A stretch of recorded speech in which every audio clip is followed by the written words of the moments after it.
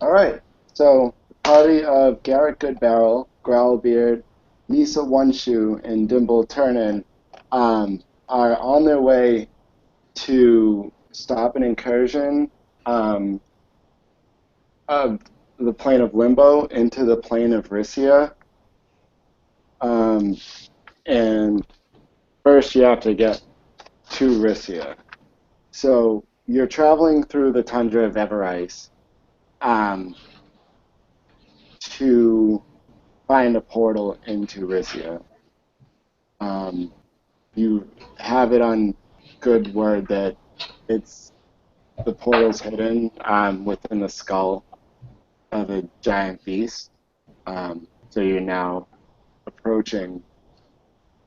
Um, the storm's pretty severe outside. Visibility's low. Um, the wind's biting at you where your skin's exposed. You see very faintly in the distance this shadow over the snow. Um, you're not close enough yet to make it out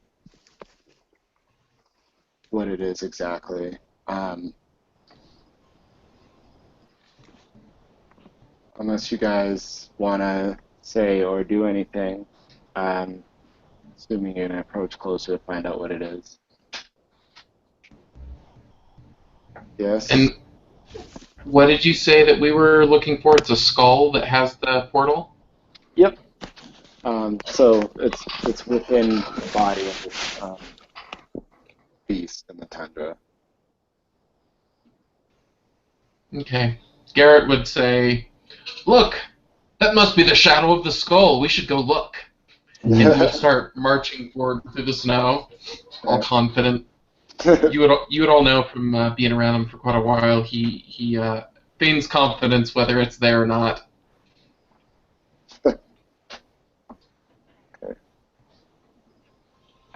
So assuming the rest of you fall in line, um, you approach, and as you get to it, it it seems to just be this enormous mound of snow. Um, though it's got a strange shape to it. Um, as you're walking around the side of it, trying to get a look at it, there's a steep slope coming around the side, and down in it you can see this hole leading to where if you're standing close enough in front of it to see into it, you see these white spikes sticking up out of the ground um, down towards the bottom of the pit. Around the snow where the hole is dug, there's bone. Um, there's some bone sticking out, showing underneath the snow. Where is that pit in relation to the? It's Didn't you on say there was a? it's on like one end of the shape, one like Okay, long end of the shape. that's all we can see. But it's kind of buried in the snow. This stuff. Yeah, I mean the shape looks, I mean, relatively noticeable. There's not like a ton of not like a ton of snow covering it, but there's enough to obscure exactly what it is. Okay. Excuse me.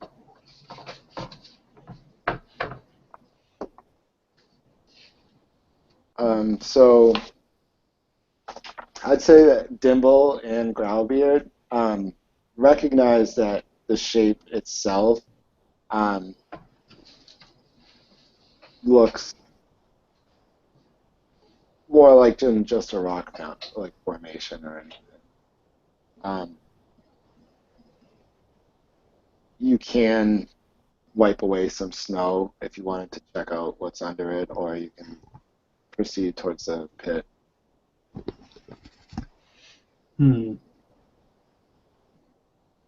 I say no, not to waste some of the snow just to see if there's anything that we may miss before we go jumping into a pit. Okay. Well, I mean, it's not like a straight drop. There's like an incline. It looks almost like it was sculpted Hmm. that way, Uh, like as an entrance. Um, Well, I just want to be sure we didn't miss yeah. the "Do Not Enter" sign or anything. So, clearing away some of the snow, this very solid white um, starts to show under it. It's not ice. Luke's gone again. Hopefully he'll come back. Um, so it's not ice. It's enormous. As you brush off more and more of it, you start seeing it overlapping itself. Um, looks like scales, Hmm. like enormous scales. scales, not like masonry or anything. Right. Oh, it's like a sleeping dragon or something. Um, you don't hear anything necessarily. Like it's not moving. Um, doesn't look like it's breathing. I put my And like ear I up to said, it. you If put I your put my ear ear up to up it. to it, would I Okay. be able to hear anything? You roll a perception check. Yeah. 6. 6. You don't hear anything. Can I Not. use my nature skill here for anything? Yeah. I mean, yeah. You can roll. Uh, I guess roll a survival check. Okay, what do I do? Just roll a 20? Yeah, and then And then, add your proficiency modifier and your wisdom modifier. okay, so let me. Ah, not very good. So wisdom check and proficiency 8. Okay, it's 16 altogether. All right, so you're pretty sure it's dead. Um, but Okay. strangely, like it seems very well preserved. Not that it just recently died, but that it doesn't seem to have decayed. Huh. Um, but Is it con- it's definitely dead. It's not moving. You know enough about dragons. You guys are been adventuring for a while. You know enough about dragons to know whether one's alive or not. Okay, dragon is actually one of my favorite enemies too. Oh yeah, so then you're positive that this thing's dead, having killed hundreds of them yourself. Okay. Is it somehow connected to the spikes on the end? Is that like its teeth or something? Yeah, actually, after seeing what it is, you notice that that's just the tunnel leads directly into the maw of the beast. Oh, okay. So the spikes are teeth, yeah. Aha. So we know what it is. Okay, who wants to go look in the maw of the beast? I'll take that. All So right. I go and walk around and look down and up into the maw of the beast. Okay. And So as you're walking down the slope towards it, the area inside of the mouth um, seems to be misty, or blurry. Like you can't. It doesn't look right looking into it. Um, you can't like it is. Your mind wants to see the inside of of the dragon's mouth wide open, but it doesn't quite look like that, and you're not sure exactly what to make of it. well, I would almost say it's magic, but if someone wanted to do that, they would put a darkness spell on it if they really wanted to obscure the Straton's maw. Right. Isn't the portal supposed to be in the skull of a creature? Yep. Huh. So this looks like a good candidate. Very much So, so. so what are Well, we? there's only one way to find out. Right. Let's go in. Who's going in? How do you guys want to do order? I'll go first. Okay, so marching order. All right. So we got Garrett going in first, and the two following behind. Sure. Mm-hmm. Okay. So I guess, Dimble, as you're getting close, as Garrett's about to breach the where the blur is, you get a quick glimpse of something white moving um, through the through the mist. But before you get a chance to say anything, Garrett steps in. Uh, Um, Garrett, as your face clears the barrier, um, you get a quick glimpse of everything around you. Um, Still looks almost like the inside of what a dragon's skull would look like. Like there's no muscle or meat or anything left on the inside. Um, but then it seems to be something more to it. On the ground is pretty smooth, sturdy. It's not like you're not sitting it within the jaw. Um, it looks almost constructed. Um, So directly, it's got a real floor. It's not like the inside of a dragon mouth. It's flat. right. And then the wall shapes are similar to what the skull would be like, but it looks too contrived. Like it's not natural. Directly in front of you, as like he as like just to emphasize the fact that it's constructed, it's directly across you is a door. Um, about 20 feet in front of you. Just to the side, um, you see this white shape um, move and turn towards you, and it screams an intense wail as it stands towering over you. Um, whoa. it locks its eyes on you. Almost, its head's almost at the roof, like at the top of the skull. Um, yeah, and roll initiative. Hey, you know what? Nissan and One Shoe and Dimble both hear the scream. That's not obscured by the sight, by the blur. All right. Nick, did you see that thing that Luke put? It's on my, for some reason, it's coming on my phone, the Google Hangouts, and it said it won't let me enter the video or voice, but I can type. Um, I just wanted to know if you saw that. I didn't see that. Is that coming up on Facebook or on the? It's on my cell phone actually, Yeah. because I have a Google phone. Oh, okay. Yeah, I don't know. I don't see it. But if he can and I can see it, then But um, you don't. How would you see where he's typing? I don't. Yeah, I don't know. I mean, maybe in the group chat window, but it's not showing anything. Oh, there's a button that says send to group. Let's see if I can do that.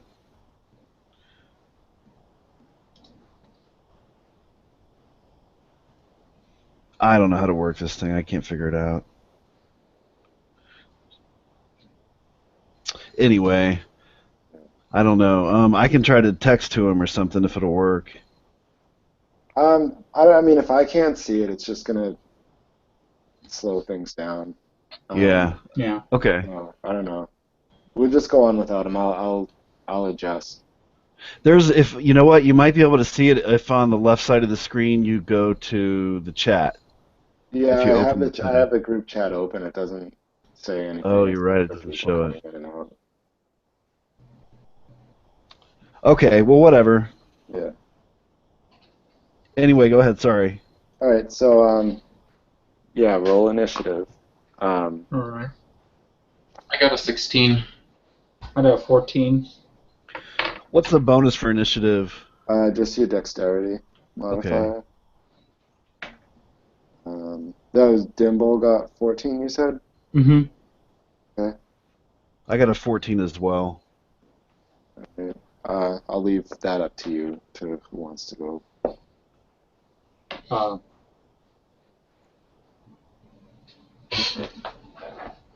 Alright, so you guys are all gonna act before the monster. Garrett, you're gonna go first. Alright, just... Sorry, there's... Like I said, I've never played a paladin. I wanted to look something up really quick. What is So this? So you guys don't really have a good view of it yet, but as soon as you walk in, you'll have it'll be pretty clear. But what Garrett sees is like this enormous furry beast. It's covered in white fur, um, but all over its hands and on its face is just dripping gore. There's some on his chest as well and on his feet. Um, he was obviously like just eating. The entire room itself um, kind of just has blood all over everything. Like everything seems to just be dripping blood, um, which doesn't seem like I don't. It's like it doesn't look like it was just splashed there. Like there's just seems to be an endless supply of blood all over everything. Huh. Hey, I'm sorry. I got to step away just for another minute, but it won't take long. Just a minute. Okay. Okay. Sorry. So go ahead. Um, as a bonus action, I'm going to cast Shield of Faith on myself, which will give me a +2 to my armor class, so it'll be 20. And I'm going to look at this thing square in the eye, and I'm going to say hello to my friend, Gutcutter! And I'm going to run forward and pull my short sword, and I'm going to attack it. Yeah. All right. It looks sinister. How Sorry, how long does your Shield of Faith last for? Let me check. I can't remember if it's 1 minute or 10 minutes. It's like how Okay, everything. a minute's fine. I'm not gonna worry about that. I don't think we'll Okay, get that's like 10 turns. yeah. All right, so Um, my short sword. I took that as my magic item because I don't have anything to roll like a table for because I don't have the DM's guide. So oh, I didn't know we got magic items. Alright, let's do this. you just get one from like one of the tables. He said. Okay, so will a 15 hit? yeah. It, yep, you just hit. Okay. So my first attack, that's going to be, let's see, 13, 17 points of damage. Okay. And, yep, that's higher. That's going to be a 18 for 9 points of damage. And, let's see, 12 of that was radiant damage. If that Okay. makes any difference, I don't know. Probably not with this beast. Okay. Cool. So you get two really good swings right into this thing's ankle. Maybe shin. I'm a hamstring this thing. Yeah. Go So for the Achilles. so now it's the gnomes' turn. You guys can decide which order you go in. You can go first, Austin. Alright.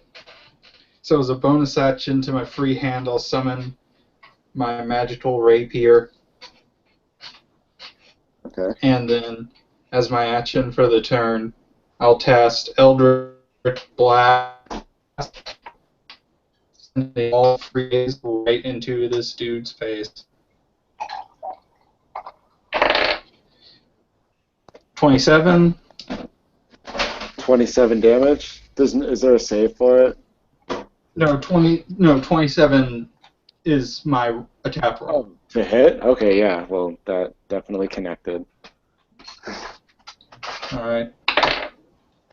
17. 17 damage. Is there a type to it, or is it just No, 7. No, I'm doing the attack rolls for each and then Oh, doing okay. damage. Yeah, 17 hits. Okay, and then last attack roll. Another 27. All right, so those will hit. Okay. All right, so that'll be 7 force damage, 7 force damage, and 11 force damage. Dang. Is there anything else to do? Yeah. And that will be my turn.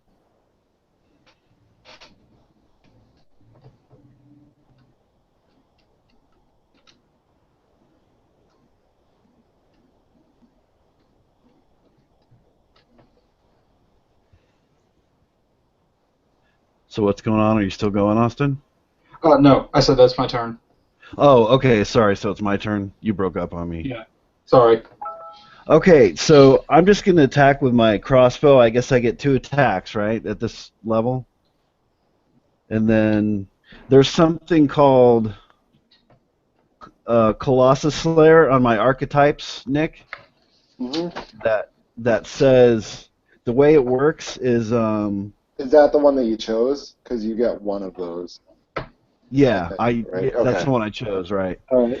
So it says, blah, blah, blah, when you hit a creature with a weapon attack, the creature takes an extra 1d8 damage if it's already below its hit point max once per turn. So I basically get an extra 1d8 once per turn as long as it's below its max. Right. Okay. Yep. So what do? If I have 2 attacks, I just roll 2 Yep. 20s? Okay. You roll your 2d20s, and you only get the 1d8 for one of the hits. It's Right, okay. So I rolled I get a huge bonus to hit. So I rolled a 19, hmm and then I rolled a 26. Okay, so those both hit. Okay. So I roll, for the first attack, I'll roll 2d8, if I can find my 8-sided. Here it is. So the first one is going to be 8 points of damage. Oh wait, what do I add? Do I add? Did you say I add Dex bonus Add to your dex. damage? Yep, add your dex to damage. Okay, and a +1 for the +1 type of, or is that just a hit? No, that's damage too. Okay, so +6, so it's 8 plus 6, so it's 14. 14. And then the last one is a 11. All right, so 25. Yep. All right, this thing's really hurting now. That Eldritch Blast kind of knocked it off balance, and then your 2 quick crossbow shots just completely devastated it. It reels back and leans forward, almost putting its fists right on the ground in front of Garrett, and just screams again, lets out this enormous wail. And as the air hits you from its yell, it's not warm at all. It actually starts to freeze and hurt. You feel your joints tightening up. Everybody make a Constitution save. All right.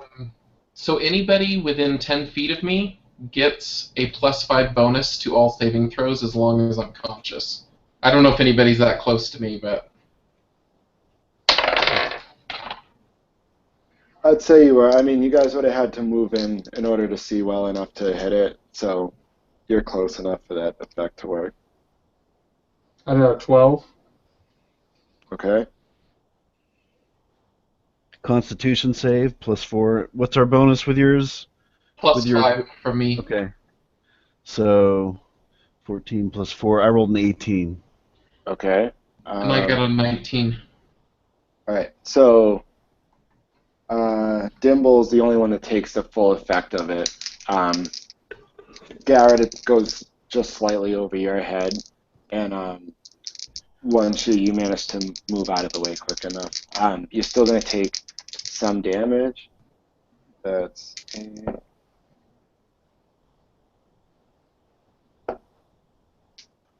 Okay, so Garrett, you're going to take 24 cold damage. All right. I've got evasion. Does evasion help on this? What's it do? Evasion. If I remember correctly, it said if you have a saving throw. I don't know if it's dexterity though. It might be dexterity. You said this is think it's Constitution, Dex. I'll right? look it up real quick. Yeah. I can look it up real quick. It's right I'll here. get my book. Okay. Is it just 24 total? Yeah, it's a dex save. I was wrong. Yeah, it's just 24 total cold damage. All right, so Alright. just for dex saves? Okay. So one shoe is going to take 31 Okay. damage. Okay. And And then Dimble, you're going to take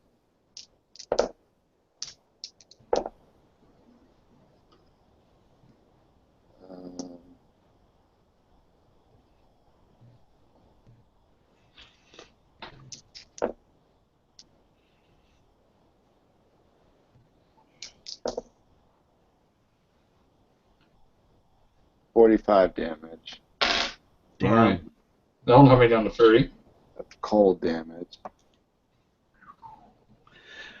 You bastard. Okay. All right, so, yeah, now it's There's a Garrett's turn. reaction. Oh, you got a reaction, okay. Yeah, since it hit me, Mm-hmm. I'm going to Hellish Rebuke it. All right. And Hellish Rebuke will deal. I point my finger, and it's momentarily surrounded by hellish flames, and if it has to make a dex saving throw. All right.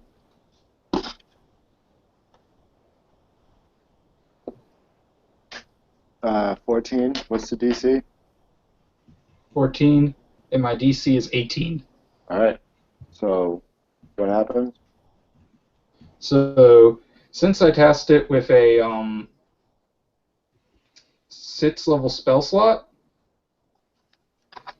that'll be 7d10 Whoa. All right. of fire.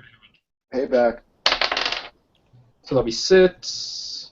Might want to write this down. 7. 7. 5.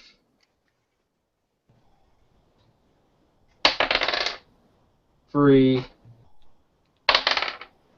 6. 1. 1. All right. Well, that was 8, but so yeah, you did So- 35 total, so you dropped it. Okay. You can describe that if you want. Huh? You can describe what happens if you want. Okay. How you take it out. I shudder as I take all the cold. I'm like, I'm gonna fry you now. And you just see this pit open up above the beast, and just an undescribable column of hellfire engulfs the beast and burns and melts all of its flesh away till it's nothing but starch, bleach, clean bone. Bam. All right. So with that, this encounter is over. The bones fall to the floor.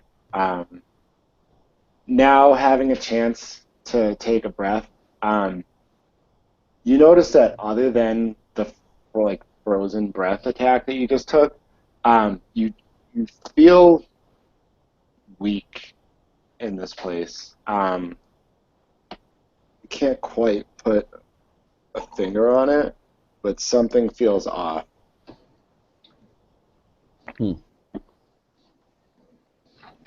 What does the room look like we're in it, by the way? So looking around, you see like icicles just hanging from the roof in certain places. Some seem to have been broken off, probably by the monster brushing them. Like just moving its arms around. They're scattered around the room.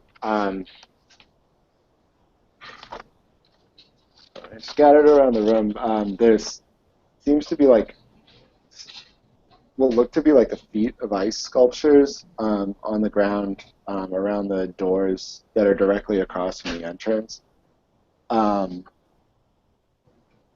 They're all shattered. You can kind of make out like boot shapes in a few of them. Closer, you see like pieces of like rotting wood. You see like a bedroll actually laid out. A few things, personal effects scattered around it. Like there's a whistle there on the ground. Behind, almost where one of the larger ice sculptures is, um, there's was where the Yeti, where the Yeti was leaned over before you guys walked in, and there seems to be like some blood on the floor there. Which, looking around now, there's blood all over the walls and everything, but the floor is pretty clean for the most part. There's a door directly in front of you, a door to your right, and then a corridor to your left. The wall is just open, so you can see that you're definitely not like you don't know, you don't think you've gotten into Rizia yet, but you can tell you're not on the material plane right now. Just as things look, you're obviously not in the mouth of a dragon anymore. Yeah. I want to look through the stuff and see if I can find any cool treasure or anything. Okay. So are you looking just where like the bedroll and the stuff is? Yeah, for now I'm gonna look through it, see what I can make out of with it with my cool ranger skills. Okay. So you find like just like some odds and ends, some adventuring gear. It looks like there's a tinderbox in there with flint and steel. Um, like a spigot for tapping trees. Just strange things. Nothing like amazing or anything in the contents. Just your standard survival bag, pretty much. Okay. Anything else cool in this room? Well, just besides, I mean, there's just a bunch of like crap on the floor. Yeah, okay. Like it looks like a bunch of chaos just recently happened in here, actually. Okay.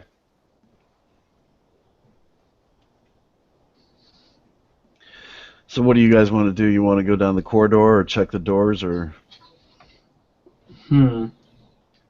Luke posted on the Facebook page, by the way. I guess he's saying he's going to break his Google Hangout or something. Okay. I guess we should try one of the doors. Maybe we should be a little more cautious this time. Yeah. Yeah. I'm not suggesting we don't be cautious. I'm just saying maybe the door first. So we don't have a rogue, huh? No, your rogue. Fortunately, can't make it. I've got thieves' tools and I'm proficient in them, so. There you go. You are? Leave it to the paladin. Of course. Yeah, because of my background, my criminal background, I Oh get yeah. thieves' tools. He's a reformed criminal. He for the There's greater no, good, he must use his past. there's no way to detect traps though, huh? That's just perception, yeah. Or Well, that's perception, yeah. So, Oh, can I we mean, check for traps or only a rogue? oh yeah, no, anybody can. I think you can. I don't know if rogues have anything specific about. I Detecting think traps. I think thieves get like an advantage to it, but that's just one of the archetypes. Uh, well, I've got a spell detect traps, but I gotta look it up again. I don't know if I should waste it. Nah. I think I'll save it.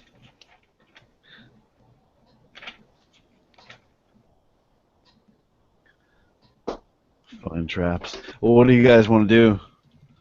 Who Well, wants to be the one to open it? I will.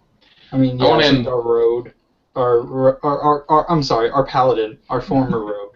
Yeah. Yeah, I'll search the door first to see if I can see anything dangerous about it and listen at it. But Okay, which one? There's two doors. There's one directly across from the entrance, and there's one to the right.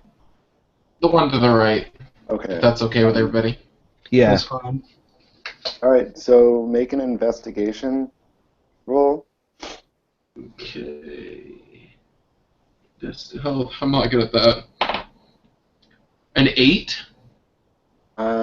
As far as you can tell, it seems safe enough. It's locked. But you don't see anything wrong with it. With locked. Yeah.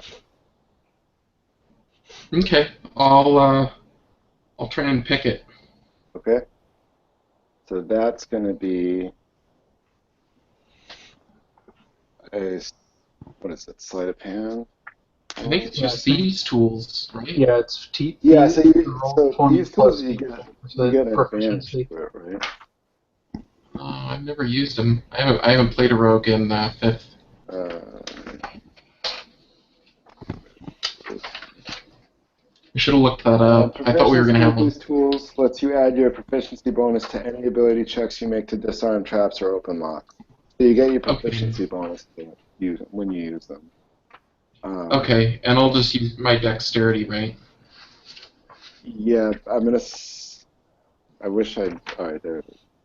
Sorry, I'm still kind of new to this too. I guess. That's fine. Yeah, so it's just going to be a dexterity savings throw is how it's going to work to pick the lock. Alright, so I got a +8 on that then. And then you'll get your proficiency bonus. Yeah, well, I mean total. So Okay. I get a 19. All right, total, you get a 19. That unlocks the door. You managed to do that. Woohoo! Okay. Okay, guess I'll open it a little bit and peek in. All right. As you open it and peek in, you see something that doesn't make sense. There's a wall directly behind the door. Um, and as the door opens, it kind of slams itself open after you loosen it a bit, and the wall starts Oh to no. glow. The wall glows a bright green, and then these bolts of just raw magic power just blast out and smack you in the chest. 10 bolts just come flying out at you. Oh, guess I should have used my spell.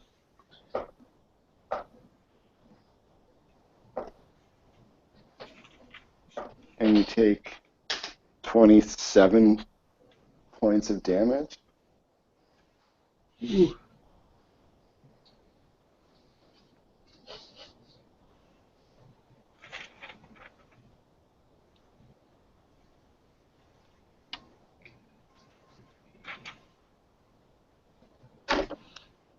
Ouch. Damn it. Mm. Yeah, and there's nothing behind the door. the glyph fades after it was activated. All right. I thoroughly kick at the wall in frustration. Stupid wall. Okay. Door's not a good idea. Let's just walk down the hallway. Yeah. All right. Okay. I'll go and make a perception. I'll try to look down the hallway since I have superior sight in darkness. Okay. So like standing right at the edge of the entrance to the hallway, you can Yeah. see. You want me to roll perception? No, you can see pretty much right in front of you. About 30 feet in, 30 feet down the corridor, it starts widening out a little bit, like it gets wider. It's big enough for you guys to walk three abreast. I mean, you're smaller, but the three of you can fit side by side in this corridor. And then as it goes further, it kind of tapers out. And you can even make out like some actual beds.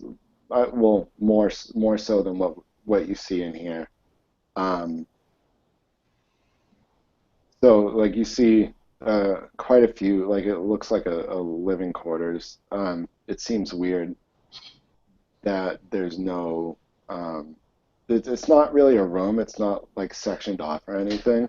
It's just literally like an end to a pathway. It's like in the middle of the hallway almost. But you can see all the way straight to the other wall. Okay. All right. So there's no other Um, doors or portals in To here. the right, I mean, you can see that it turns right just before it starts widening out, but you can't see down that way from where you are.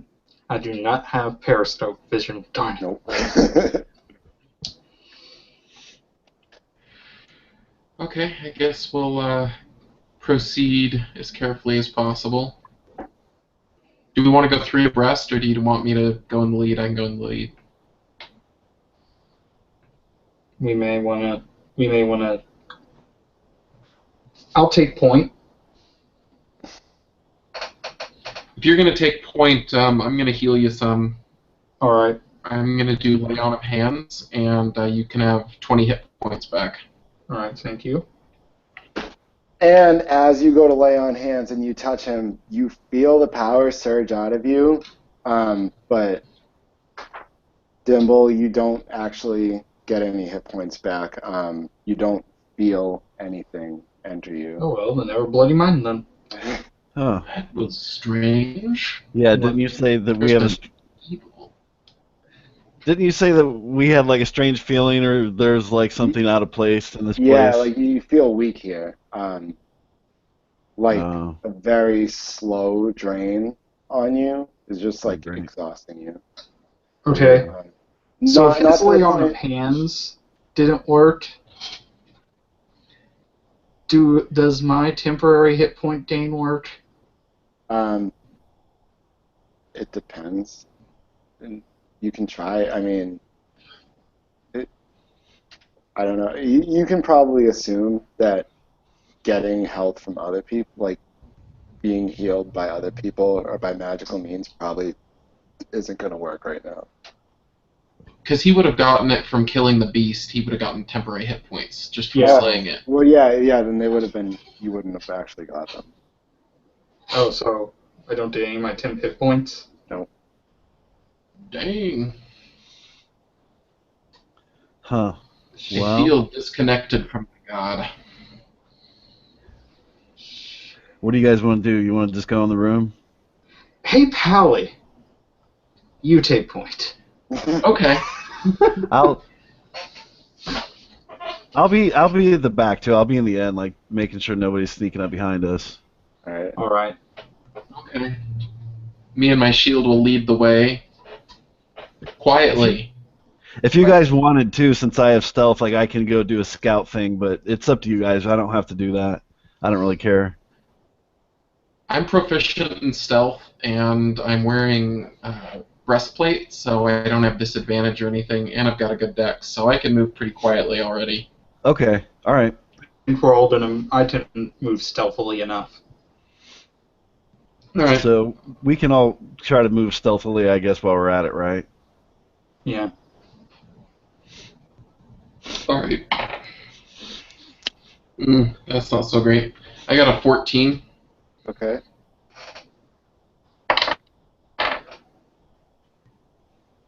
I got a 4. Okay. What do you add to this if you have stealth skill? Your proficiency and dex modifier. Proficiency and dex. Okay, so I got a 15. All right.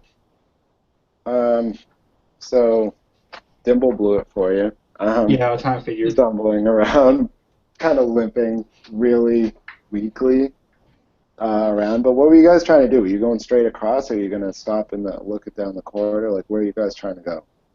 I think we wanted to check out that room. Okay. Yeah, we're gonna stop in the room. All right. All right. Okay, so you get there, and there's not too much there really. You see a couple of like outfits, like just like coats. Um, they're not huge sized, like they're not even they're smaller than human sized. But You said coats, yeah, like coats, like like, thick like pants. winter coats or whatever. Yeah, I just like stuff appropriate for the area. Right. And just like stuffed beds, like bedding and stuff on the floor, um, just like spread along across the walls and stuff. It's pretty bare bones. So, um, as you get into the room a little bit, though, you feel better. You don't feel Aha. that weight on you anymore. All right. So. Hmm. So maybe now the spell will work. Yeah, I guess I'll try it again. Use up some more of my lay on hands points. So I'm gonna try to give him another. Can I just do like a little bit to see if he feels any better Yeah. first before I like waste a bunch? Yep. All right. So. So like if I give him 5 points, does it work? Yep. And you feel just a bit better. I'll go ahead and give him 20 then. 20 Okay. total. Yeah. Okay, so I have 15. Got it. Cool. So yeah, basic deduction skills lead you to realize that the beds are here because this is the only place you can actually, or this is one of, or is the only place you can get any actual rest here. Huh. So we should probably take it. You just cut out Austin. I didn't really hear what you just said. Oh, I'm sorry. I said so. We should probably take a short rest here. You have the option to. Just like you're seeing the beds, you realize that whatever's living here is sleeping here for a reason. Like, you know, where you couldn't. Magic still worked within that where you were. It was just healing magic seemed specific. Seemed to fail. Because all of you casted spells, like, well, you guys casted spells during the fight, and that was fine. But any healing effects didn't work. But here, specifically, you know that it does. So you'd assume that sleeping would also probably be more beneficial here than within the aura. What does resting do for us? So a short rest takes in between an hour and 7 hours, or an hour and 8 hours. Anything after 8 hours is Long rest. a long rest. I think short rest. Some classes get. Yeah, I did my spell bonuses. slot at. I can heal up a bit. more with my hit dice. Yeah. But a short rest gives you. You can spend one or more hit dice at the end of a short rest, which is equal to your character level. Each hit die spent this way, the player rolls a die and adds the Constitution modifier to regain that many hit points. You can spend more hit die after each roll if you want to like try to use the short rest to catch back more than a few hit points, but you don't want to use too much at once. Yeah. So that's up to you guys. That's up to y'all. I mean, I can also gain resistance to a chosen type of damage as well. Well, if we need a rest already, let's go ahead and do it. But we just got here. Yeah. I'm sorry. Did you say there were doors or other places leading out of this There's room? a corridor. Now, if you go back, like it's going back the way you were coming. It's to your left. When you came down, it was on your right. And there's it's a long corridor that goes down. And we can't really see down it.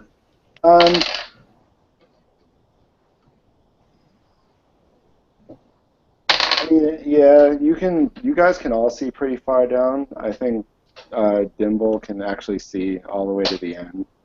Yeah. But yeah, it's just like a pretty. I mean, it's almost straight. You know, like I mean, the whole area is like covered in ice and like half frozen, so it's not like perfectly straight, but it's just from like water drip and ice forming and whatever. Right. All right. So we're resting. Okay. Are all three just gonna use the beds there, or like how long are you gonna rest for?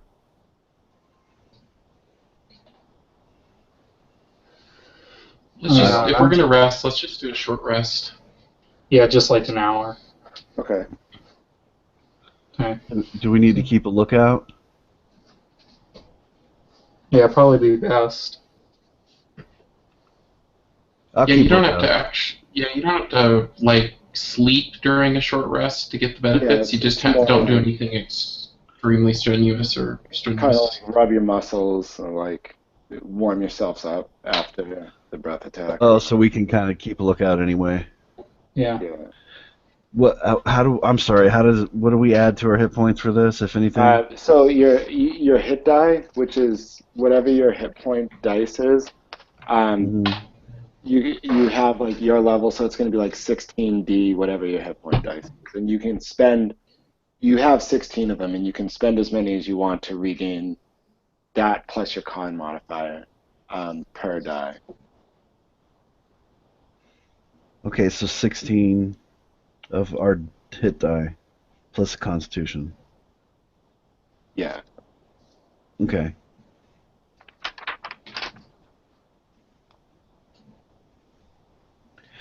I don't know what my hit die is. Let's see.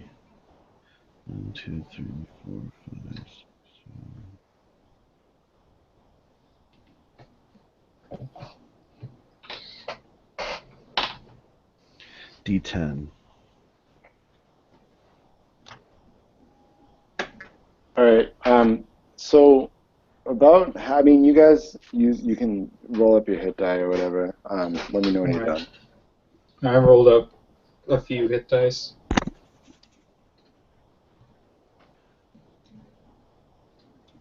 Yep, I'm good. Okay, all set, guys? Mm-hmm. All right. Okay, so about a little more than a half hour into your rest, you hear some noise down the hallway that you didn't, the one to the left. Not quite sure what it is, but you can definitely make out like the sound of footsteps and some vocalizations.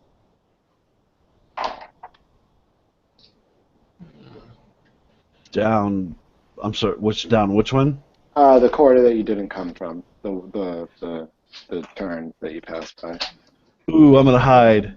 Don't forget to get your clothes and don't lay them on your bed, hang them up. Hi, Mom. I'm I'm gonna hide. All right.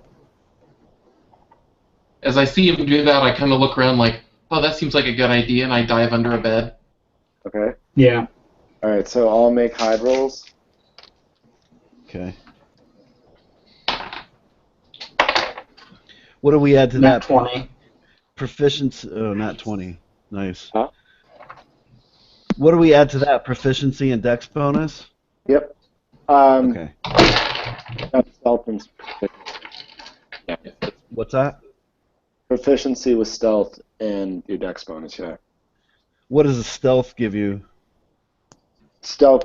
If you have a proficiency in it, you add your proficiency modifier to the Oh, roll. I see. Okay. So if you Yeah. don't have that skill, you don't get your proficiency bonus. Okay, I see.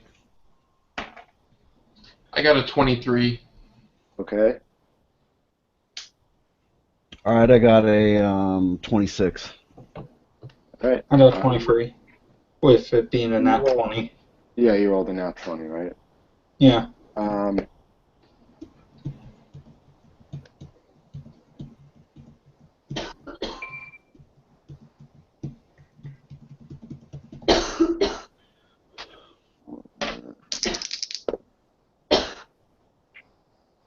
All right. So with your nat 20, Dimble, you managed to hide enough that you could see perfectly what was coming around the corner. Alright. First, what rounds the corner is this enormous white bear. As its head comes around the corner, you see a leash attached to it, and it starts walking directly into the room you guys are in. Alright. Oh no. And then as he comes in, you see this dwarf-sized creature that has like a bluish beard, like a very light whitish blue beard, Mm-hmm. and he's got armor on, but it's mostly fur, like wrapped around, like underneath and over it. But you can see the armor that he's holding. And in one of his hands is the end of the leash, and in the other hand is a huge warhammer. The polar bear turns its head to the bed that One Shoe is hiding under, and starts growling and nosing through it.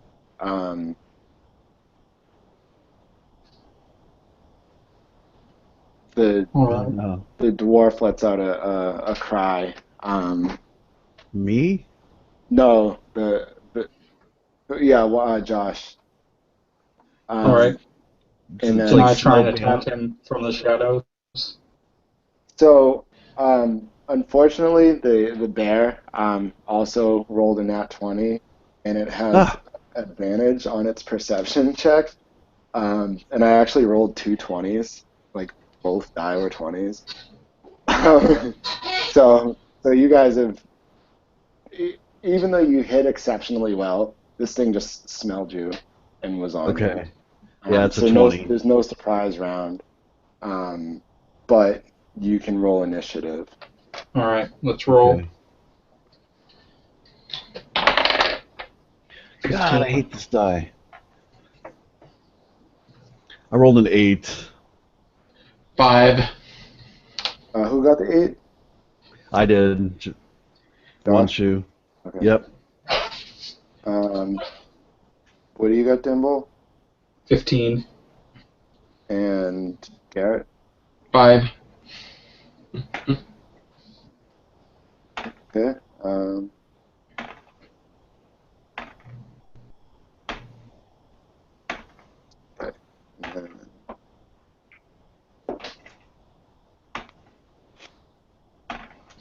Alright, so the bear is going first. And Dumb bear. dumb bear. Why are they attacking us? Um, so yeah, so once the bear just nuzzles in right under where you're hiding, and nips at your leg. Okay. Okay. Kind of like pounces down and tries to bite at you. So, okay, so that's a hit, and then the bite is also a hit. You're gonna take 23 damage, as this thing just like stomps on you and takes a quick bite at you. Okay.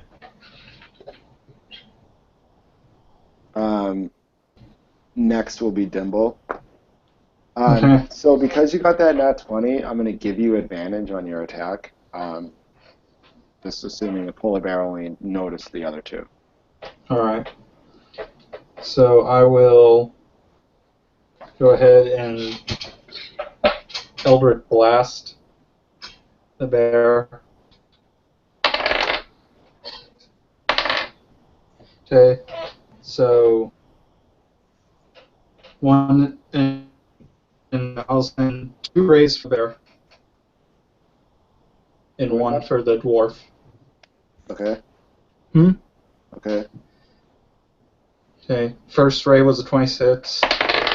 Okay. Next was a 17. Okay. And the one for the dwarf is a 26. All right. So those all hit. All right.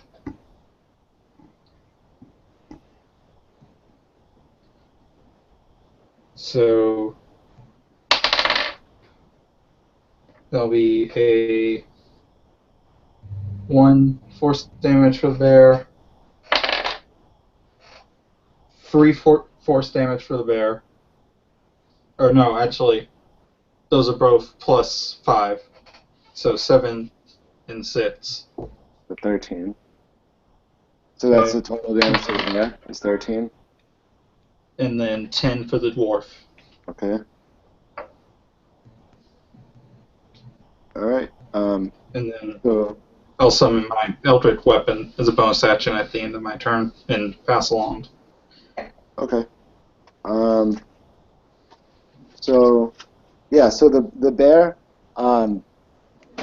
took a tremendous amount of damage from it. You actually pushed it back a little bit off of one shoe. Thank Then you.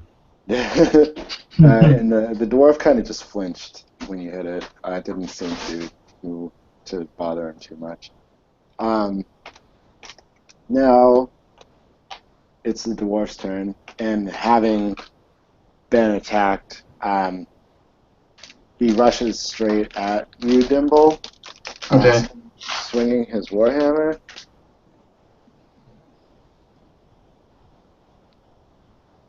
And 16. So 16 hits your armor class, so he's going to do.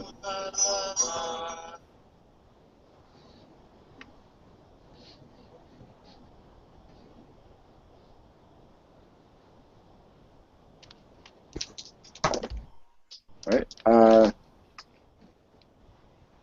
So you're going to take 13 damage. All right. 2 of which is cold damage. Okay.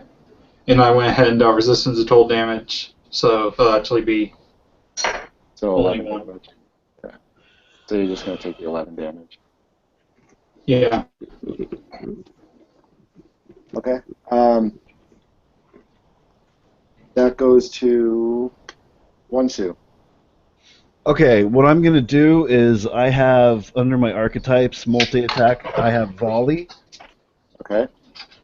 And what that does is if any number of creatures that are within a 10-foot like radius or whatever, within 10 feet of a certain point you can see, it says you can fire whatever your ammunition at each target as well, hold on. Normally you can make a separate attack roll for each target. Does that make sense? So it allows me to fire like a volley of arrows, so I can attack two as long as they're within 10 feet of each other. But are they within 10 feet? The dwarf and the bear? Did you hear me? Sorry, I had my mic off. Yeah, they're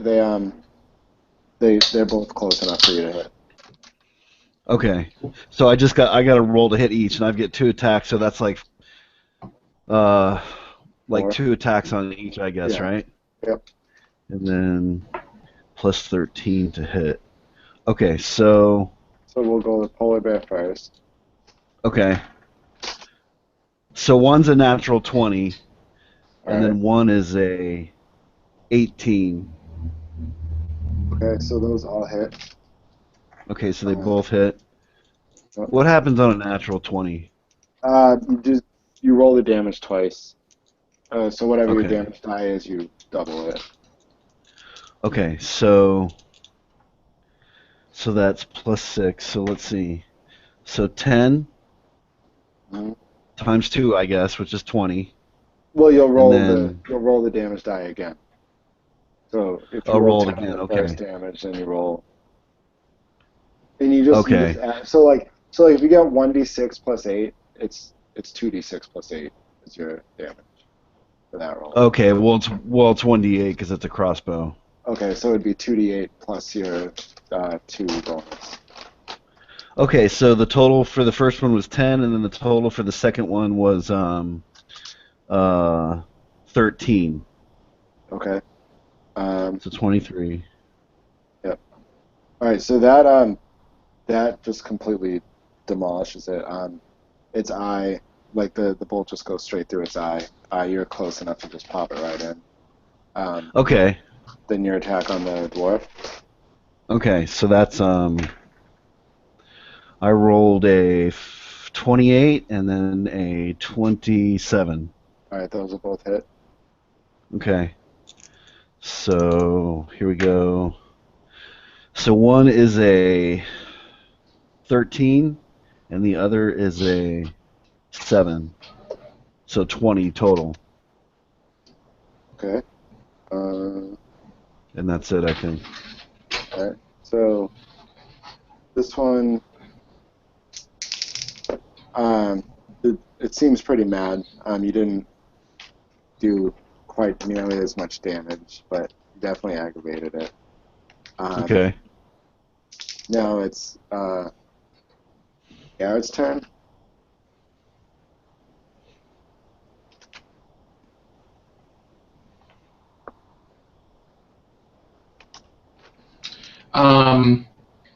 So Garrett, he's gonna roll out from under the bed, and that he's hiding under, and he's gonna pull out his short sword, and he's gonna run up. And as he's doing so, as he pulls his short sword, you'll see that the short sword ignites in flame, and he takes a couple swings at this dwarf. And what I'm doing is I'm casting a Searing Smite, and so my next attack that hits within the next minute will do 1d6 fire damage, and then he will be ignited, and then he'll have to make a saving throw for every turn until he can make it go out or be burned 1d6 damage Okay. every turn. So. But it lasts on me until I make my first hit for the next minute. So anyways. Okay, so 19. 19 will hit. All right. So he's going to take 2 fire damage, and then 8 radiant and 2 regular, so a total of 14, with 2 of it being fire damage. Okay. And he's now ignited. All right. He's on fire. Cool. And Go ahead. my second hit is a 18. That will hit. And that is, let's see, 8 points of damage. Okay. And none of that's fire or radiant, right? 3 of it standard is attack? radiant, 1 of it is, and the rest is normal. Okay, cool. All right. So, all right. This now it goes back to Dimble's turn. So you got this dwarf right in front of you. You just got stabbed in the back by your paladin. As he was struck by the searing flame, or searing smite, his eyes go wide. And now Dimble, getting a good look at his face, you see that his skin's got like a really dark purplish blue tint to it. Mm-hmm. So it's not like any dwarf you've seen before. Its beard looks like frozen, but as the fire hit it, it just looks terrified. It also seems to have taken a lot of damage. Is it a Dwargar? No, it's not. Oh. Okay. I will go ahead and attack him twice with my rapier. Okay. So that'll be 18. Hits. Okay. And I'll swing for 1d8, 4, and then 5 necrotic damage. So 9. Yeah, 9. Okay. All right. So that drops him. And if you want to describe that. Okay. So I grab the dwarf by his beard and I pull him forward and slam my rapier into his armor gut, piercing through it.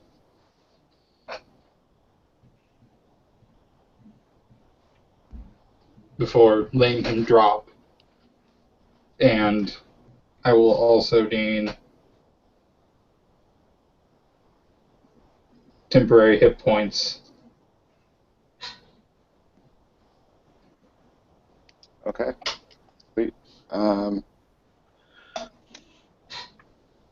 Okay, so you guys didn't. I don't know if any of you speak Dwarvish. Do you have that as a language? I don't know if you can pick them. I don't. No. All right. No.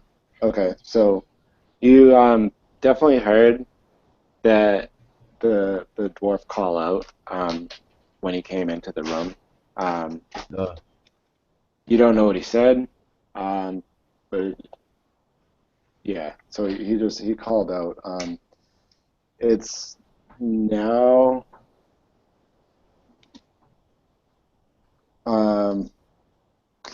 Who just went? Dimble. It's One Shoe's turn. Okay. Is there anything in the room? Just the two bodies. Okay. Nothing else is coming. Okay, but he called out as if like maybe he was calling to some buddies or something. Yeah. Okay. Oh shit. I'm. Sorry. Dimble. You actually, as you struck him, you take 6 damage from the cold emanating off of him. Alright. Spell damage. Yeah, just 6 cold damage. Oh, if you got Alright, the I'll take yeah. resistance. So I'll So take did I 3. take that as well? So you take half, so you take 3 damage. Yeah. So Gary, you would have taken just 1. I just rolled that. Just 1 cold Okay. damage.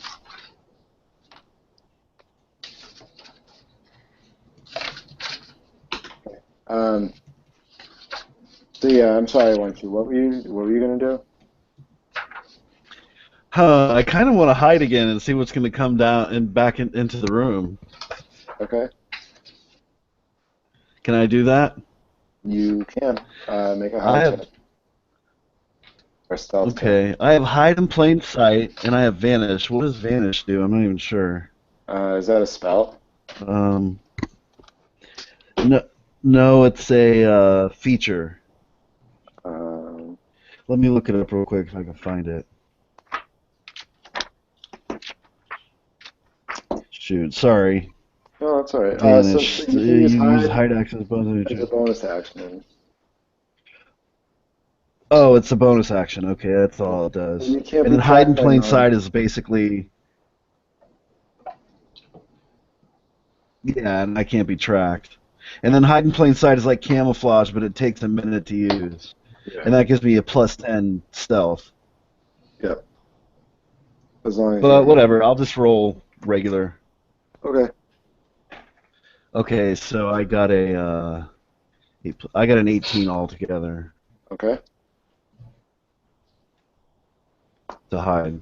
All right. What are you guys doing? Are you also gonna hide?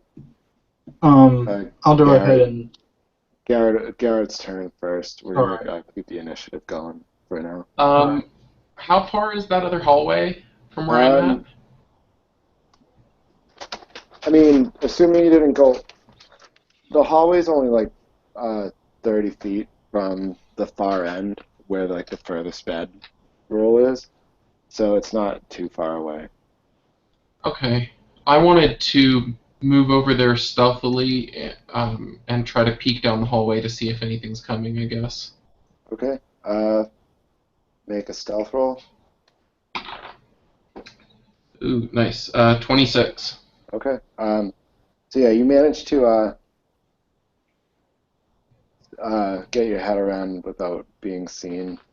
It's getting darker the further you look into the corridor. Um, where you are has decent light coming from the main entrance room.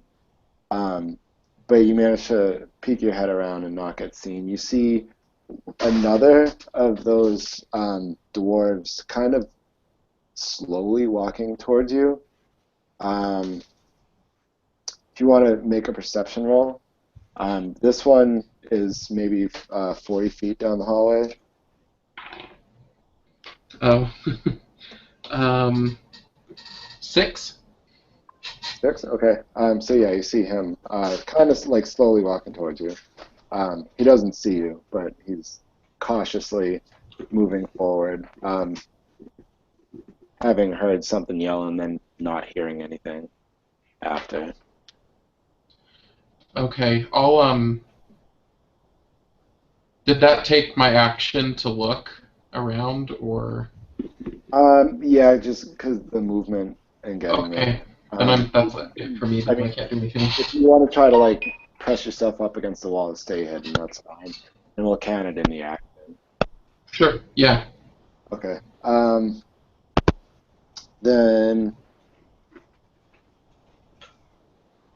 Okay, so now it's going to go back to Dimble's turn. Alright. I guess I'll go ahead and just hide. Okay. So that'll be 13. 13. Mm-hmm. Okay. Okay, so this thing's getting closer now. Uh, Garrett, you realize you have enough time to move and hide if you want before he gets to you. Um, so you can go ahead and do that. Okay, yeah, I'd like to move back to the room, and I'd like to try to hide again, and I'd like to, I don't know if I saw where my compadres hid, but I'd like to try to motion to them, like wave one finger. Hopefully they know what that means, that there's one more, and then I'm gonna hide. Right. So with their passive perceptions, I'd say that they notice it. Okay, Alright. so make your stealth roll. Okay. Ooh, same, 26. All right. So yeah, you managed to hide. There he. Okay, so as soon as you get settled in and stop moving around, this thing turns the corner.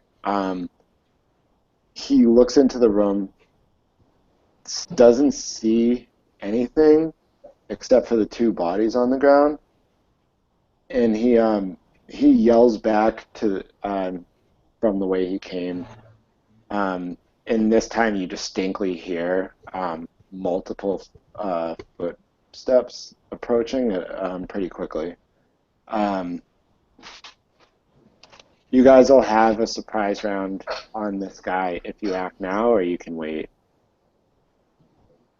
to see what happens. What should we do? Well, Garrett's a man of action, so he is not going to wait. Now that he knows there's even more coming, he figures he better get the jump on him. Okay. All right. So how does that work? We roll initiative again, or? We're going to keep the same initiative order, actually, so it's going to be Dimble's turn first. Okay. All right. I'll look at him, and as I hear the other footsteps, I'll go ahead and cast Crown of Madness on him. Okay. And that will make it to where he has to make a will saving throw. Oh, To wisdom become or charged by intelligence? me. Huh? Wisdom or Wisdom. intelligence? Wisdom? Okay.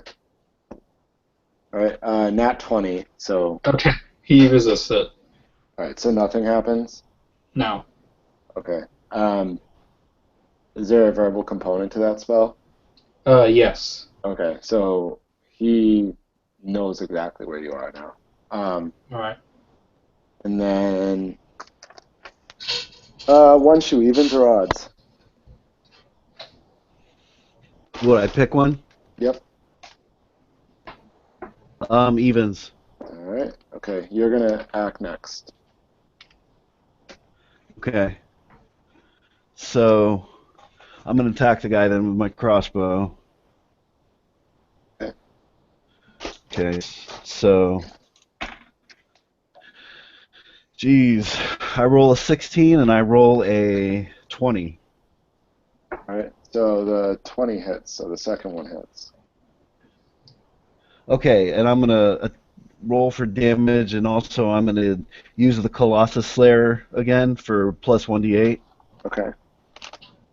Okay, This one so hasn't damage. been hit, Yeah. so I don't think you get that damage. Oh, he hasn't, so it won't work. Okay. Okay. Yeah, I just forgot I don't about want that. to like waste it, or I don't know if you get like a certain amount or whatever. No, it's No, just one per turn. Okay.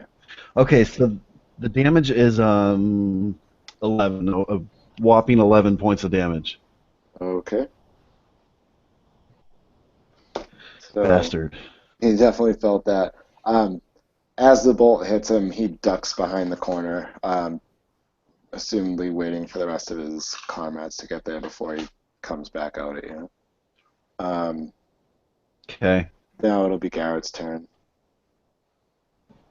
Garrett, just as a note, when you came up to the corner to look around it to see what was going on, you realized you passed into the barrier just as you got to the corner of where that ore field is. Mm-hmm. So as far as you can tell, they're all within it. If you guys stay in the room, you'll have access to your healing. If you leave, you won't be able to do it. Okay. With that in mind, I would like to hold the mouth of the room and try to not let anybody in. How wide is that? Well, it tapers down. By the time it gets to the where it meets the corridor, it's about 10 feet wide. Yeah. And So, is it right? Is that where the aura ends? Is where it's 10 feet, or? Yeah, like it extends a little bit into like one side of the room, but it's mostly just like where it evens out. The Okay. corridor, it seems to extend like just beyond, like maybe like directly like west of the corridor. It goes about 10 more feet towards the room that you're in. Okay. Well, I would like to. I'm going to come out of hiding, and I'm going to go around the corner. And depending on where that guy is that ducked back, I'm going to try to get to the point where I can keep them from entering like the safe zone if I can. Okay. So So you're not going to be able to attack him. Like you'll have to step into the aura in order to hit it or to get to the opposite corner of it. Okay. But you'll be like the barrier if you're right there. Like nothing will get into it from where you're standing. Okay, let me look up a spell really quick here. If I can't attack. Did it? How close did the other voices sound? Well, Dimble could see to the end of the corridor, so it's less. I mean, it's dark and it's less than 100 feet to the end. So they're probably going to be on you by your next turn. Okay, cool. Oh.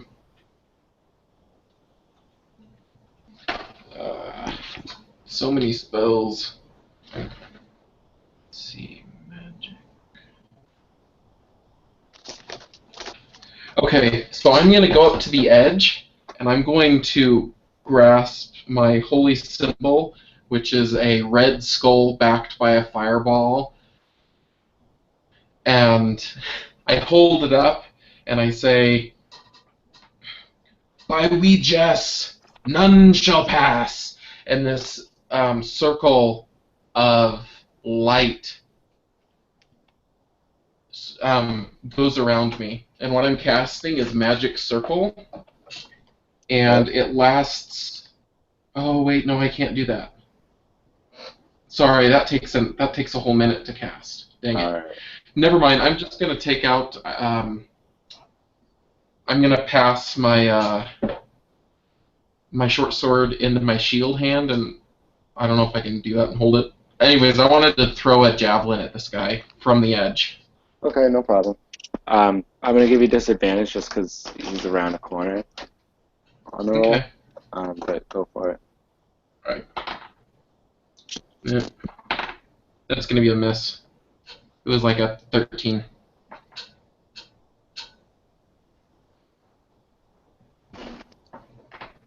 All right. So with a roar, another polar bear comes charging around the corner and leaps at the first thing it sees, which is Garrett.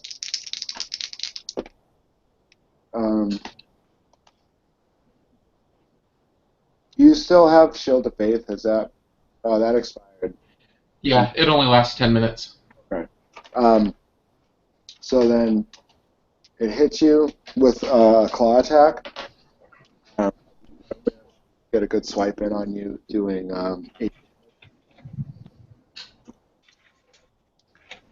8 points? Yep. Okay. And that's now right in front of you. Dimble, it's your turn. All right. So A lot of voices right around the corner, but all you can see at the moment is the polar. all right. So I'll go ahead and cast Eldritch Blast and send all 3 of the bolts into the polar bear.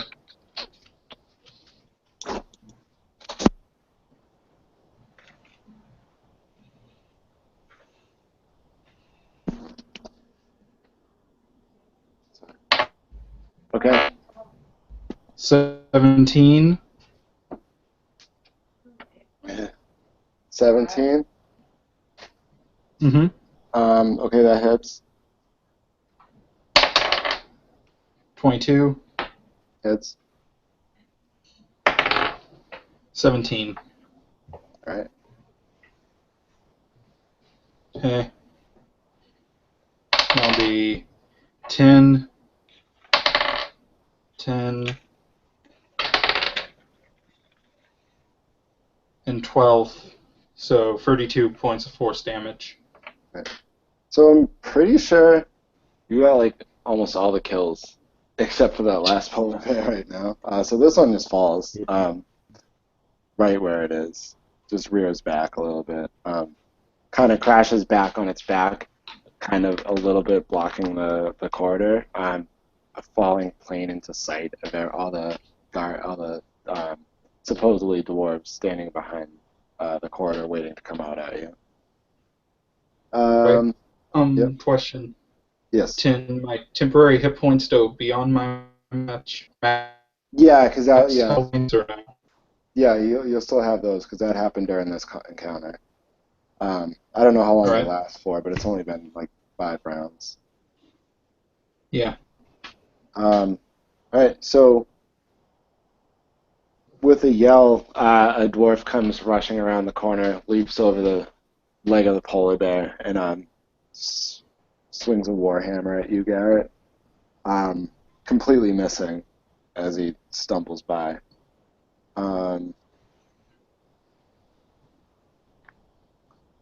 Then next will be One Shoe. Okay. So can I see down the corridor at all? Like, can I see No. kind of what's coming at us? Like, how many? Unless I maneuver myself to see it. I mean, you might be able to make out like one other one kind of obscured by the corner of the wall. I just wanted to know if there's like a cluster of them, because I wanted to use something against a cluster. But if they're not clustered, then I'll just attack whoever Um, came through. I mean, at the angle you're at, you can probably only make out like one other one, like right outside of the entrance, like right at the end of the Okay. corridor.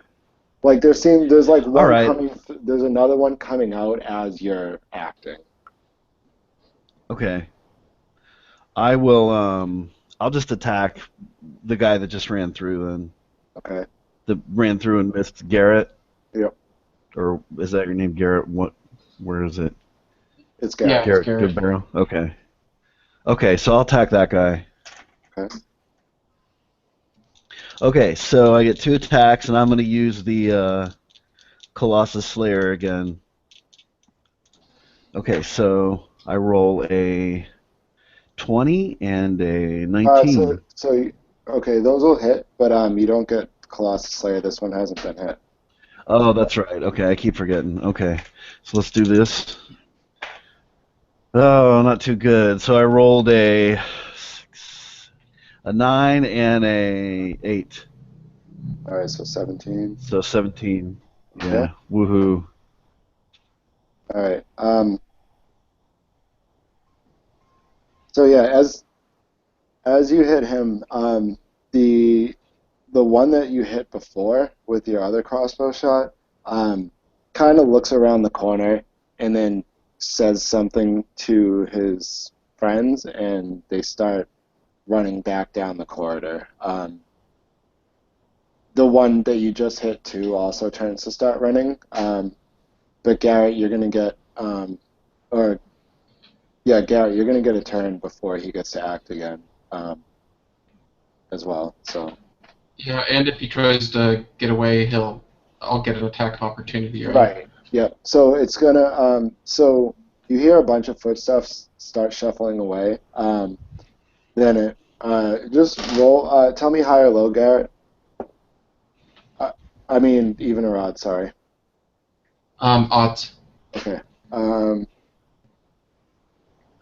right. So a bunch of footsteps start moving away pretty quickly. This one starting to turn to run, but it's going to be your turn before he gets to go. Okay.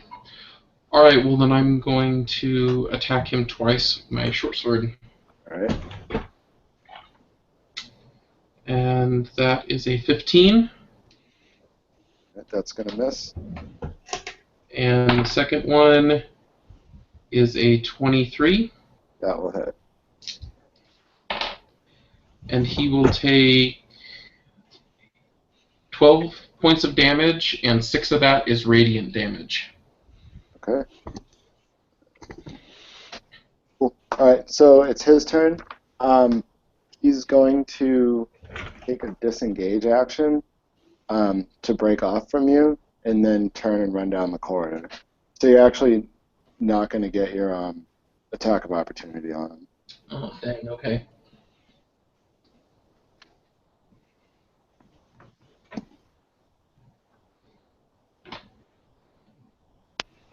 Right. So they've all started running, fleeing down the corridor. It's going to be One Shoe's turn. Okay, I'm shit. Can you give me a minute? Yeah. Okay, hold on. Dimble, if you want to act before him, you can. Yeah, go ahead. Um, I'll just go ahead and move up side. Yeah, see what's going on since I'm hearing these people. Okay. So moving up next to Garrett, you're not going to be able to see anything, but you're at least closer to move. You by stepping up next to him, you step into the aura again. You're not going to lose your temporary hit points or anything, but you know that you won't regain any now. Yeah. Um, Okay, I'm and then back. all right, cool. So you can go ahead. Okay, so this guy who's retreating is still partially in the room. No, he made it back down the corridor. But judging by he had to disentangle himself with that, so he probably didn't make it too far. You probably get a pretty easy shot on him if you turn the corner. Okay, I'll do that. Okay, so I rolled twice for my 2 attacks. Okay, so I rolled a 22 and a 22. Those hit. Okay, and is this guy damaged yet? Yeah. So you'll get your Colossal Slayer. Okay, so altogether I roll a 15 plus 2, so 17. Okay. So he definitely kind of lurched forward as you shot him, but he keeps moving. Okay. Okay. So after you hit him, he makes it a little further down the corridor, and you can't really make it out, but he turns left, and then you hear a door shut. Um, No. Looking further down the corridor, you see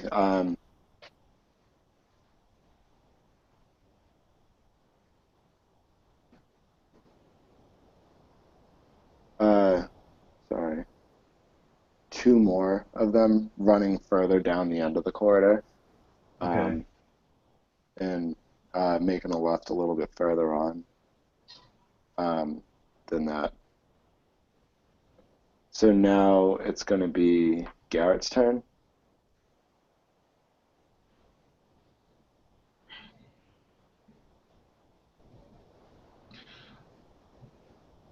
I think against my better judgment, Garrett would probably charge ahead in Yeah, pursuit.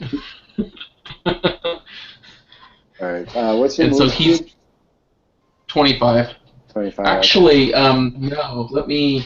Oh, gosh. Should have made my own spell cards. Oh, you got long strider. No. Oh, dang it. That's another long cast time. I should have done that before all this started. No, I'm just gonna start hoofing it. No, I have find steed, but it's a Oh, 10-minute cast. But then I'd have a mount, so I don't want to take the time. right.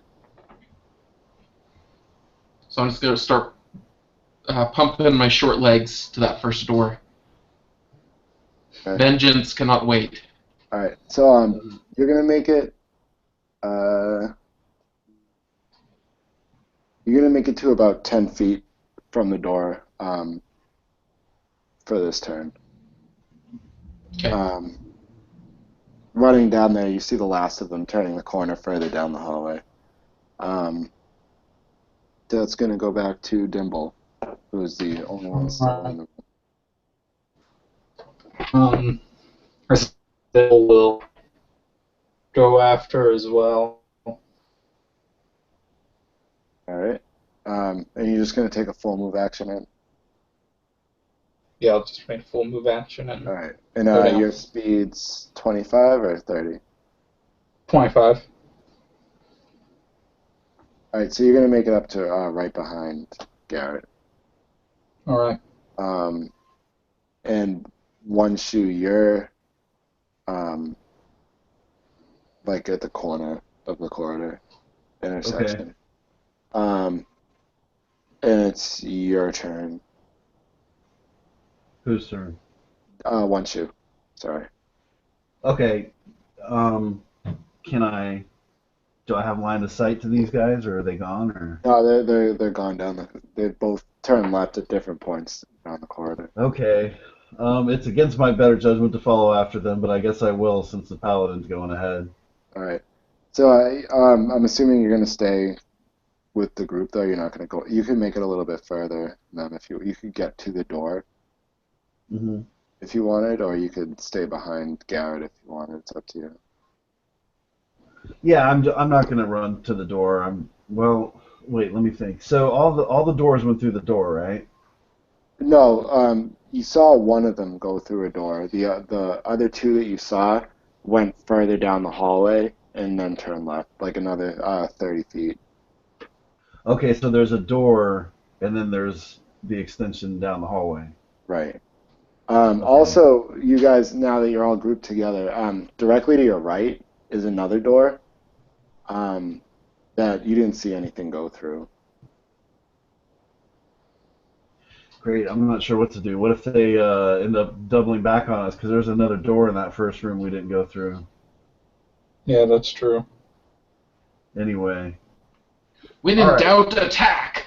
I'm gonna stay with the group because I can't leave you guys alone. I need to protect you guys. Um. So I don't know. What should we do? Should we chase the two that went down the hallway, or should we go through one of these doors, or what do you want to do, Garrett? Good barrel. Um, I'm I'm dead set on getting this guy that we injured. Who went through the? That's not the guy that went through the door, is it? Yeah, it is the closest Okay. door. Who's opening the door this time? Well, are we still going in initiative? Yeah, so it'll be Garrett's turn now. If you wanted to open the door, you could always like defer your turn for someone else too. Yeah, I want to open the door, but I'm not gonna barge right in. I'm gonna like fling the door open and duck around in case they're like waiting to do something to whoever opens the door first. Okay, make a dexterity save. All right. Okay. Let's see. It's gonna be 25. Okay. Um, that wasn't a nat 20, right? No. Okay. All right, so I'm gonna give them disadvantage on that roll. Okay, so all right, so a crossbow bolt flings right behind you as you move. Another one catches you and does 9 damage. Like catches you in the shoulder as you're running by. Okay.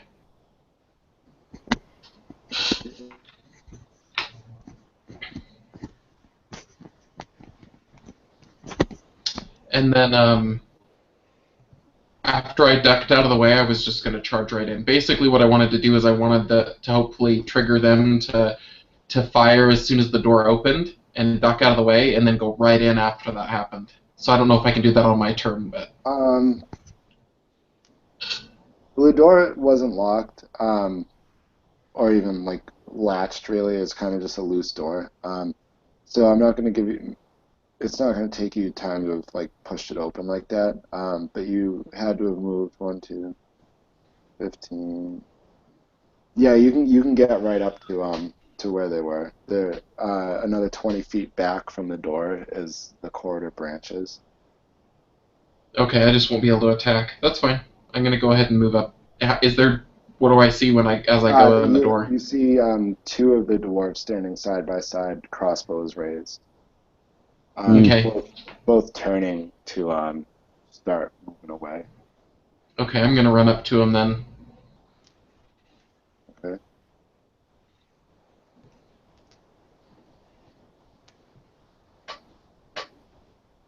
All right, so this corridor is a little bit narrower.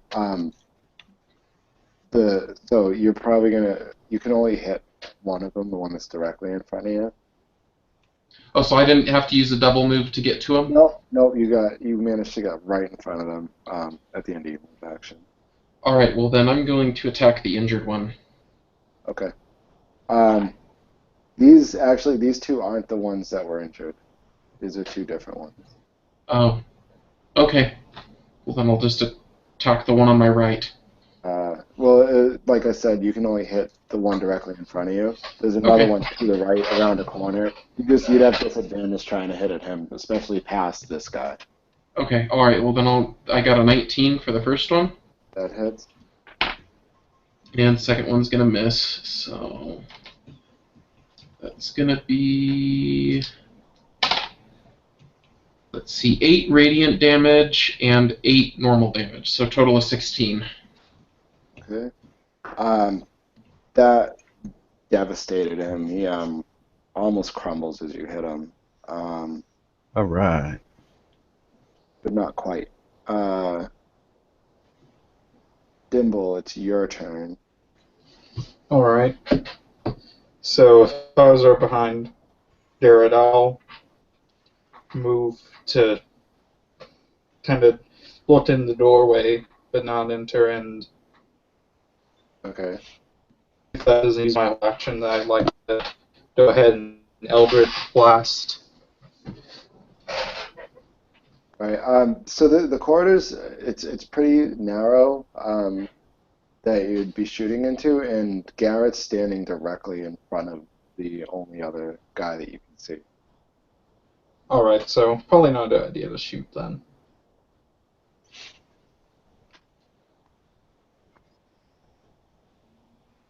So I'll go ahead and move down the corridor. Okay. Towards them. So Yeah, towards them. like right behind Garrett. Yeah, Okay. and if possible, I'd like to have a dodge at them so that way they couldn't exactly hit me very easily. Well, like Garrett's blocking either of you from getting at each other. He's, I mean, you guys are all pretty small, but he's taking up enough of the hallway that they'd have to maneuver around him to get to you. Yeah. Okay, so yeah, that's your turn. Then one shoe, it's going to be your turn. Okay, so I can't shoot my crossbow past Garrett. Right. Now you have Garrett and Dimble in between you and the one. Oh, geez. Okay, can I? And I'm still in the room. You're in the corridor, a little bit, like just a little bit before where the door is. You're about like 10 feet from the door. Okay. So basically, I can't attack these guys, or Right. not at least. Well, you can't attack the one that is currently being obscured. I mean, you could try to shoot by them.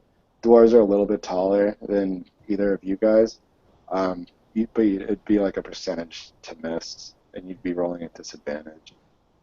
Oh, really? Yeah. So, you guys don't feel like getting shot, do you? Not particularly. I could use grasping vine. I don't know what good that would do. That would slow them down. Yeah. But we can probably kill these guys pretty easily. Well, I want to kind of. Okay, well, if I can't shoot at these guys, I'm just gonna just protect the back end, and I want to see where the other doors went, see if I can see any other kind of movement down the other corridors. I just kind of want to watch our back while I guess they're fighting the other dwarves. Okay, so you're gonna stay in this corridor outside the door? Yeah, I don't know what else to do. But I'm gonna. Okay. Wait, are you gonna move down the corridor more, or are you gonna stay by the door? I'm gonna stay by the door right now. Okay, cool. All right, so Garrett, before you go, these things are both gonna disengage you and take off to the right down the corridor, and they both make it as you look, following behind them. They slam another door, another 20 feet down this section of the corridor. God. Since when were dwarves such wimps? I think since we've been killing Kicking their them with butts. not even the slightest bit of effort on our Well, I part. mean, you only killed one of them. You killed 2 of their polar bears, but you only killed one of them. Well, True. Also, Garrett, as you stick your head around the corner, you realize that you've breached the aura again. I pass on the information that it feels safe in there. Yeah. But now you guys are inside of a right angle corridor with a door on either side of you. One's closed and one shoe standing outside the other. I feel like they know if we come through the door, they're going to be even more prepared than the last door, right. and that would be Mm-hmm.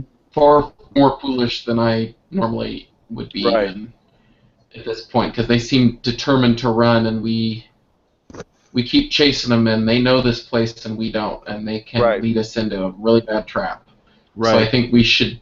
I don't know what we should do, but we should do something else because this isn't working. You want to chase the other guys, down the corridor they went? Yeah, let's try that. Okay, so now we're not going to go through this Good door. idea. Does that make sense, Nick? Yeah. All right. Yeah. So you guys are going to double back around to that other corridor. Mm-hmm. Mm-hmm. Okay.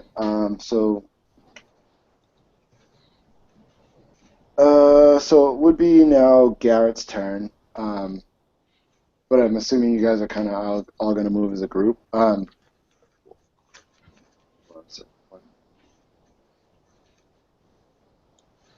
You guys can all make it to the point where you can see down the corridor if you want to like turn the corner and see where it leads to.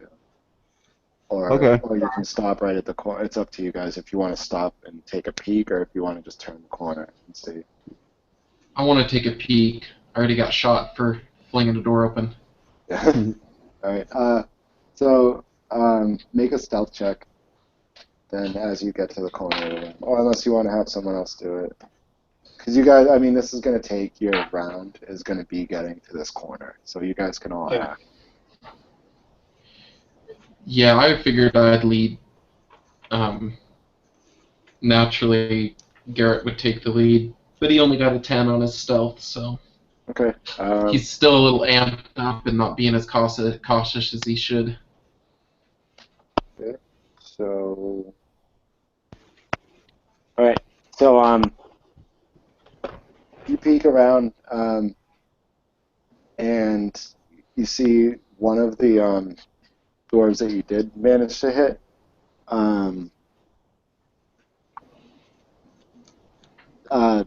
Standing back about 20 feet, and he kind of ducks around the corner as he sees you. Okay. I turn back and tell the other two, yeah, I just saw one of the ones we've already heard. He was watching and he saw me and he ducked around the corner. Aha.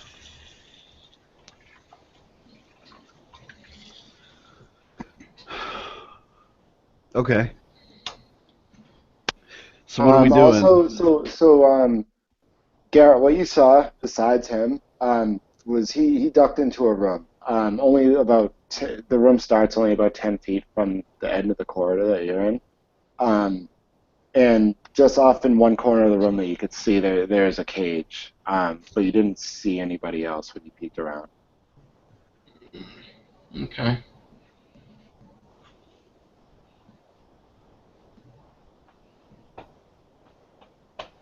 I think we should attack. All right. When somebody says that, I can't deny it, and I Right. charge around. I charge after Cool. So him. it's going to be Dimble's turn first. Okay. All right. So I'll head into the room and try to see where they are. All right, so you're going into the room. Yeah. All right, as you turn the corner, like as soon as you get around the corner, first of all, you feel the aura fade, knowing that you're now feeling a little bit better. But in spite of feeling a little bit better, a warhammer comes crashing down straight towards your head, hitting you for uh,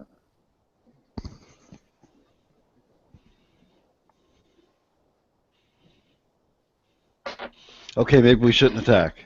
you're going to take 8 damage. 2 of it's cold. I don't know if your resistance is still on. Yeah, it's on. Okay, so you take half damage from resistance. You take 7. Yeah. Okay, and then that is your turn. Okay, so then as after the thing hit you, it uses its action to disengage, and then turns and shuts a door behind it. Turns away to the left and shuts a door behind it. Again? So the room you're in now is completely empty except for 2 large cages, each with a bell like hanging off, like in front of where the door to the cage is.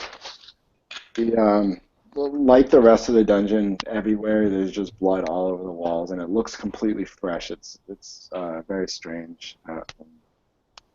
Yeah.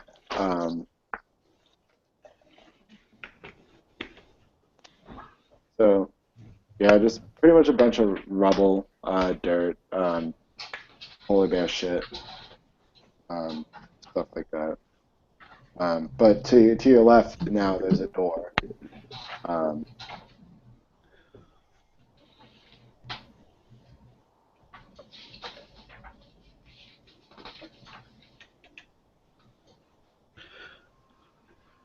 Are you still there? Is it my turn? no, I was explaining that to Dimble. So Okay. okay, so that and then all right, so now it's One Shoe's turn. Okay, so we're in a room with 2 cages and Well, wh- you're at the corner, about 20 feet, 15, 20 feet from the room. okay. Okay, well, I guess I want to walk into the room and see what we got. So there's 2 cages and 1 door in the room, right? Yep, Okay, and that guy just ran through the door. yep. Man, what happened to the last door, Garrett? Was it a trap or did the guy shoot you after you opened it? Shot me after I opened it. Okay, so it wasn't like a regular trap. Man, I don't know what to do. It's gonna happen again, right? Huh. They seem determined to keep running. Cowards. Right. Well,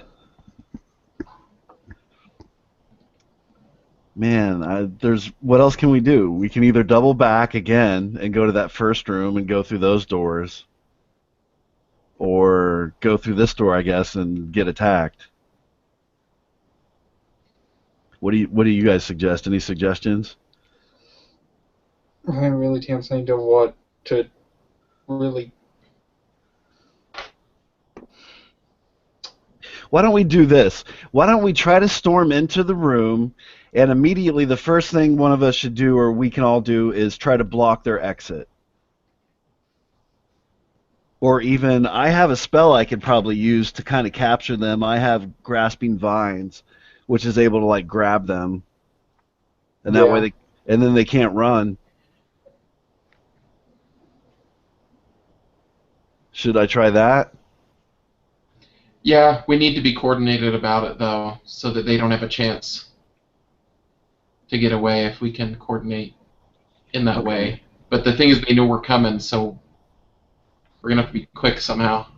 Right. Hmm. Can we listen at the door? Like, what happens if we listen? Can we try? Can I try that? I want to listen at the door. Um, yeah, go ahead. Make a perception check. Okay. What is perception? Wisdom. Plus 10, right? No, that's your passive. That's like, if that's for me to let you know like what types of things you'd notice without looking for it. Where you're actively perceiving, you have a chance to do better than your passive perception. So like your active perception roll is a d20 plus your perception modifier. Okay, I see. All right, let me roll. I rolled a 16 plus 3 is 19. All right. So you hear scuffling and talking through the door. It's moving away from you. Moving away from the door? Yeah. Okay, I'm just gonna... Can I open the door and cast a spell? Sure. Okay, I'm gonna cast Grasping Vine at these little buggers. Okay. So... I happen to not really write... Let me see what it says. Hold on. within 30 feet, 1 minute, lasts for a minute. They have a dexterity saving throw, or they're pulled towards the vine, basically. Okay. So And where's I'm the not sure if vine? Does it it say comes like? out of the ground, basically. Okay.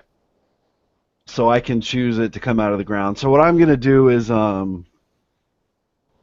want to kind of just rush through the door or open the door and try to get the vine kind of far away from me so like they can't, melee attack me. Does that make sense? Okay. And I just want Yeah. to try to grab it, at least at one of these buggers with a vine. Okay. Maybe even Um. if we could capture one, that might be smart too. So that's one of my 4th level spells.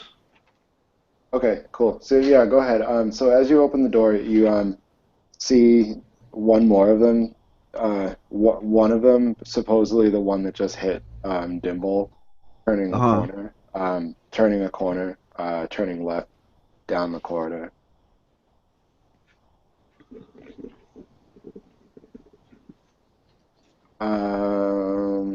Dimble seeing Mm-hmm. into that corridor. I'm just basing this on your passive perception being higher than the other Yeah. guys. You notice that that's the same corridor and the same door that you chose not to go through. Okay. So you guys are like literally just doubled back around in a circle. Yeah. Oh, really? Okay. So if we went through a door, we just snipped up on them. Okay. That's a good thing, right? Well, it's just so you know you're running in a circle by going back Yeah. and forth through the corridor and the two doorways. And on the plus side, at least we know that we're not going into even steeper traps. We're kind of going into somewhere we already know, so that's good. Okay, so what happens with the spell anyway? Okay, all right. So you cast a spell. Get a dexterity savings throw. I rolled a Uh-huh. 2, so you trap him. So what's a 2 exactly? I'm not really sure. It basically pulls him towards the vine where the vine comes out. That's Okay. all it really says. At least my book. I don't have the regular player's All handbook. right. It's grasping vines. Yeah. Okay. You cast a spell. You can direct the vine to lash out at a creature within 30 feet um, of it that you can see. Creature must succeed or be pulled 20 feet directly towards the vine. Okay, so where did you want the vine to emanate? Kind of like I said, like probably at least 20 feet away from me, like down Okay. the way so the So dwarf can't. that's gonna be right at the corner where he was running around. So basically, what you're gonna do is stop him in his tracks with that. Okay. All right. Oh, And all then there's right. a bonus action, and then you can use your bonus action every turn to direct the vine to do the same thing or to attack a different opponent. Okay, That's so nice, and you never got it already. what does that mean? Does that mean I have Divine can do another person? So it's a concentration spell, which means as long as you don't cast another spell with concentration, you can maintain this. You have that one vine that can either continue to hold on and pull this guy, or it can let go and go after somebody else. Okay, But well each round he's going to get a savings throw to escape. okay, so what I'm going to do is level my crossbow at him just in case he wiggles. Excuse me, I burped. Just in case he wiggles free, I'm going to keep Okay. my crossbow trained on him, but I'm going to concentrate because my intent is to trap this guy and possibly question him. Yeah. Okay, and you can still concentration spells. You can still act and do things. You just can't cast another spell with the concentration. So I can shoot at the other guy? Yeah, you can act. Well, you can only see this guy, but you can.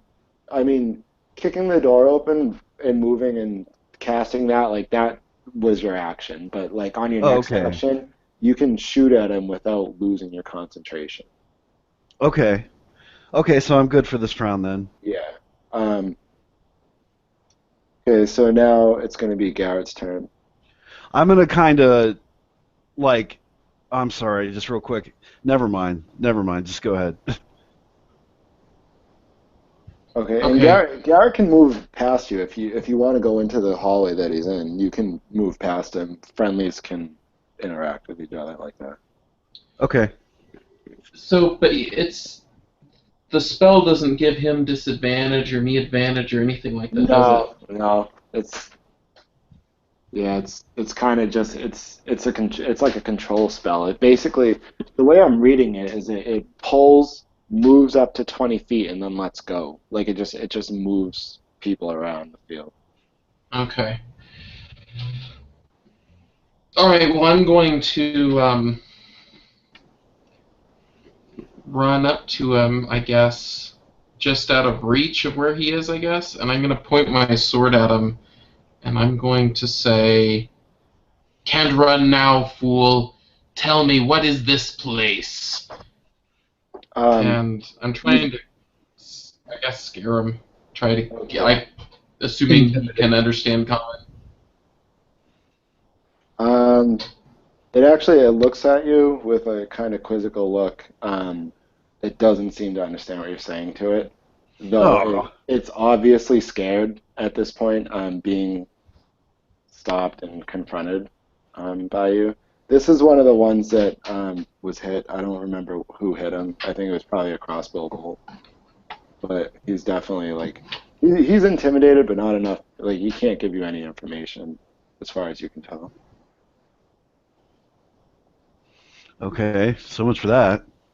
Um, but get it. I mean, you get a pretty good look at him. He on his shield that he has is a symbol of five. Um, where is it? Sorry, there's five tools that are covered in soaked in blood, in almost in the shape of the divine octagram of the host. Um, but being five of them, it's not quite perfect. So, do I have any idea what that means? If you make a religion check, you may or may not recognize it. Okay. I don't have that as a paladin, but I'll try. Well, yeah, I mean, you just make it without proficiency. There's no untrained skills. It's a 12. Okay. I mean, being a paladin, it's not an obscure sign so much. You know that it's one of the six. Of course, I don't have the exact information about it. It's one of the six like evil gods. This one's the mockery. You don't know too much about him except that he's known as the betrayer. But that's about the extent of it. Okay.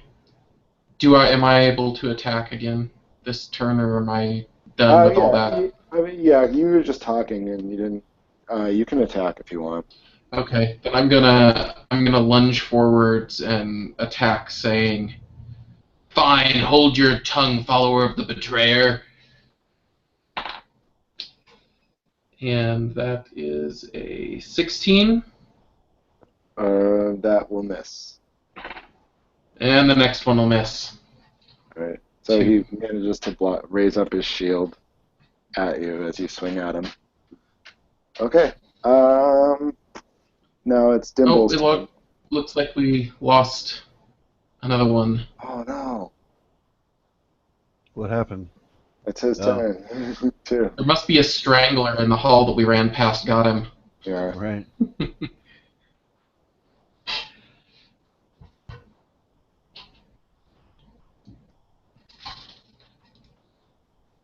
All right. Well, let's give him a minute. Come back on. If not, we'll continue with Autumn. Do you guys want to take a break or anything? Yeah, Yeah, I we could can use a bathroom break. Yeah, let's do that. Okay. I'll be back in a minute.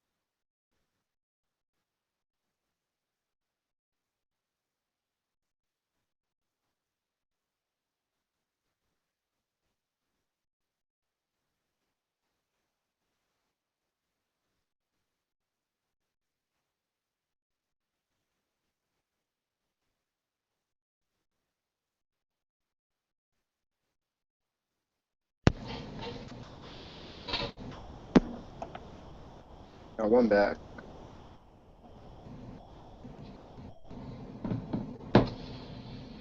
Have you heard from Austin? I have not. Uh,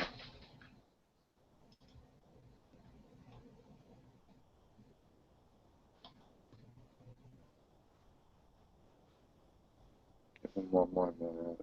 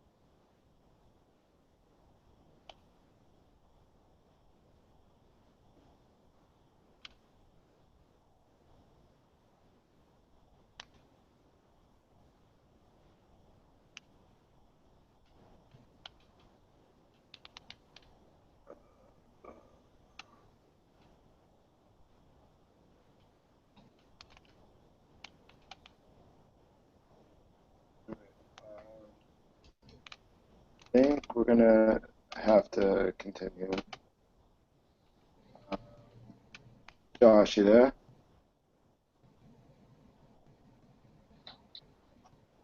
Josh? No.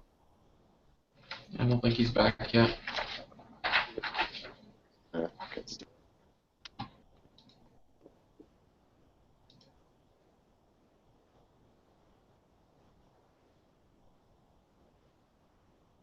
If I knew this was gonna happen, I would have just started with you guys in the first place. Yep. Waiting an hour. Yeah. Sucks, man. Got it prepared and everybody together, and Yeah. it's falling apart.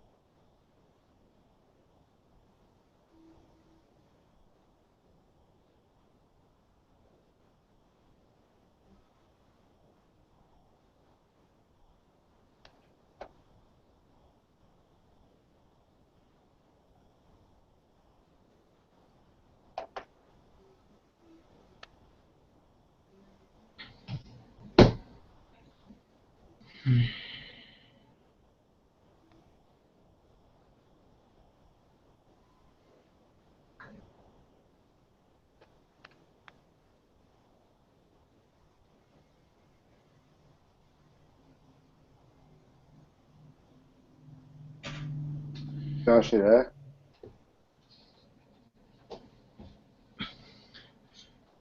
These these dwarves are super frustrating. As a vengeance paladin, I've got an ability that if I can make an attack of opportunity on something, I can instantaneously move 10 right after I hit them. I can move half my movement before they can do anything. So like if Nice. they're trying to run away, I could like get around them, and they can't make an opportunity attack somebody, so I could like get around them and block them from being able to get places Oh and man. stuff. But then disengaging, I can't do anything. Yeah. Hello? Yeah, it's kind of a cheap action. The only good thing about it is that like you don't get the full move action from it because you have to spend your action disengaging. Yeah. It keeps them close, but not close enough. All right. Yeah. I don't know what happened with him. We're gonna have to just keep going and see what happens. Um, Okay. So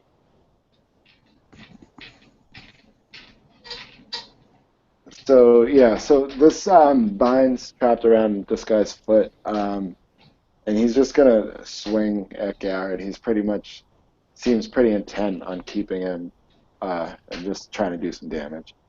So he swings his. Oh, I'm sorry.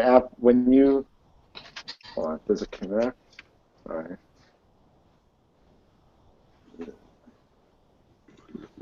Okay, never mind. All right, so he's gonna attack you. He rolled a 1.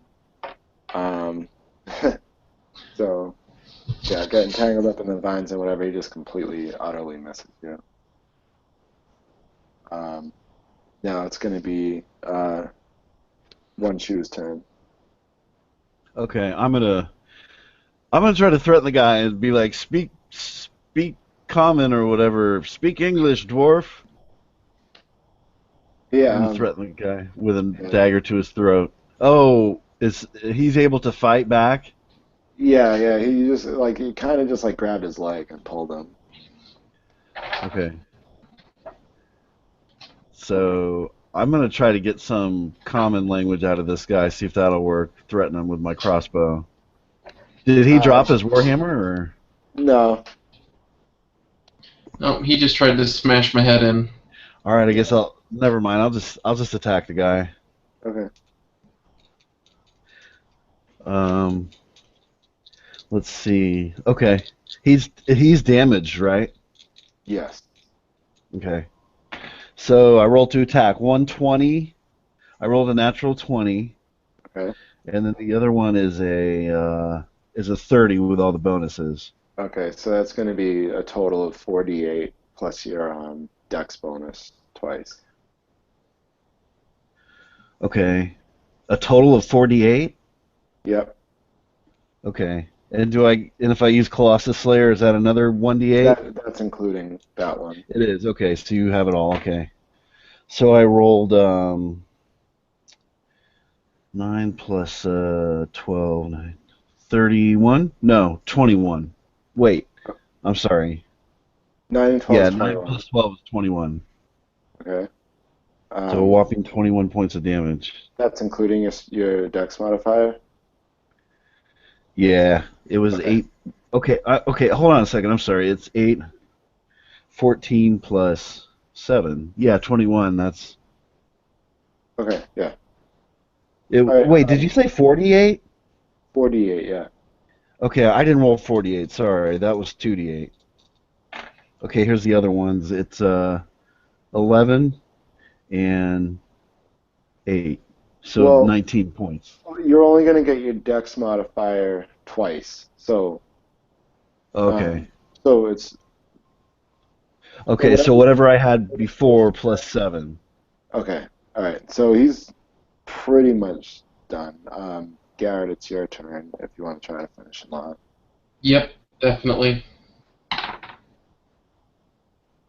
Okay, that's going to be 18. Okay. Okay, and that is for. Yeah, you definitely killed him. Whatever your damage Okay. is, he's definitely Yep, down. 16 points of damage. All right. So you can go ahead and describe that the murder of this dwarf. Murder. He follows an evil god. It's called justice. All right. Okay, cool. So the corridor that you're in is clear at this point. You guys can act independently. I'm going to keep your initiatives though, until you deal with the rest of the other dwarves. Okay, Okay. I want to check the body and see if there's anything interesting. I don't know. This place is so confusing to me. I'm just searching for something that will tell me something about it, or these evil dwarves, or. Yeah, I'll search the area too. Okay. Well, just the body in the hallway. Or are you going to go back in the room and search? Yeah, both. Okay. Um, okay. So, just in the room, like I said, there's not really much to it. There's a few cages, and just a bunch of trash, pretty much. On, excuse me,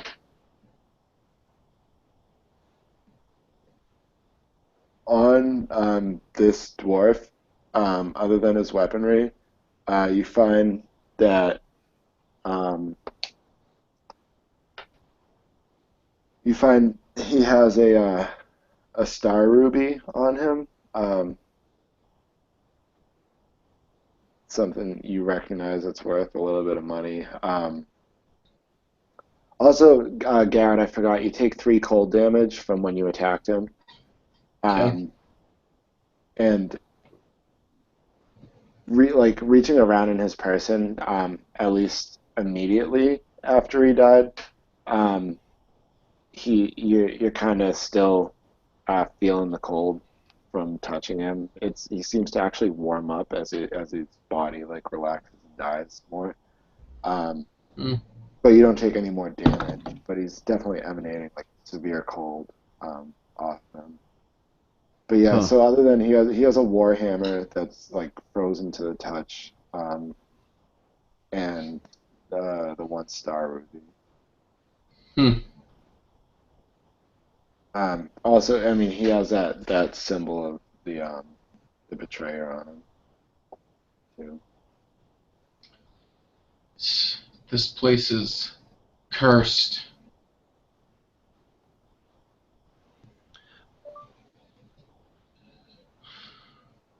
I say we try to continue on if this is the way uh, through. If we're going to find that portal, I think we best press on and stop chasing these fiends through here. I think this place is beyond retribution. Yeah, so it sounds like a good idea. Okay, so I'm sorry. When you said we went in a big circle, this last door went back to that first room we were when we entered? Um, no, so I'm gonna try holding up.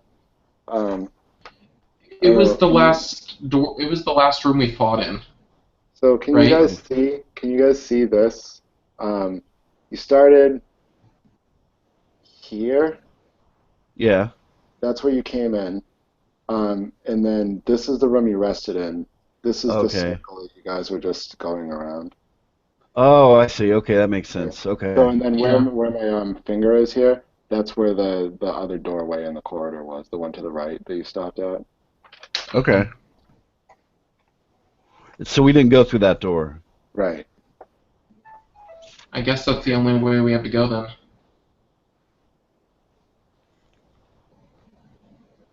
Okay. This time I'm gonna. Okay. Well, should I use my find trap spell, or you just want to go through the door? Let's just be cautious, but don't use up a spell slot. I don't think. Okay. So I guess we're gonna go towards that other corridor, and we're gonna try to do it stealthily as to not get ambushed a second time or Yeah. a third time or fourth. Or I can't even remember anymore. All right. Yeah. We'll definitely use stealth. Okay. So you can make your stealth rolls. 19. Okay. I rolled a 15 plus 25. All right. So you guys make it into the hallway, look around, don't see anything. The path to the door is clear. It's about 20 feet from the door that you're standing at now. Um, you don't see anything looking either way down the hallway. Um, Okay. Okay. Let's go listen at the door and check it for any traps. I Okay. guess.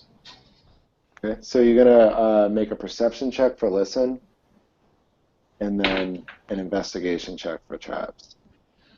I got a 10 perception Okay. and an 11 investigation. Okay. I got a 17 perception.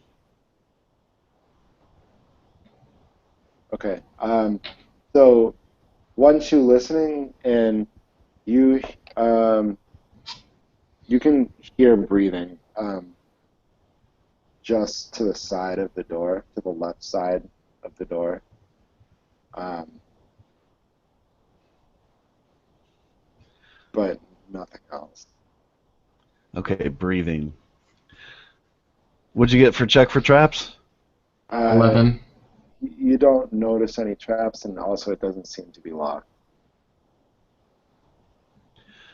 Uh, so what do you want to do? Charge in here, or just open it and duck back, or what say you, Garrett Goodbarrel? Well, if we know where he is, maybe we can surprise him a little bit. Okay. So you So, going in first? yeah, I guess I'm gonna go in and be at the ready and go at this guy on that side of the door. Okay, we're gonna charge in. All right. Okay, so door opens. Who opens the door? Garrett, I'm assuming. I do, yeah. All right. Two crossbow bolts fly out. One connects. Hits you for 7 damage. Grrr. And then, Grunt in pain. as if that wasn't enough, a warhammer comes crashing down towards your head from your left as you walk in. This one you're ready for. So I'm going to give him disadvantage on this because you probably came in expecting to block that. So, 17,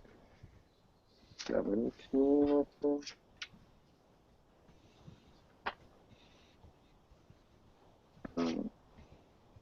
Yeah, 17 will miss. Okay, so he misses you.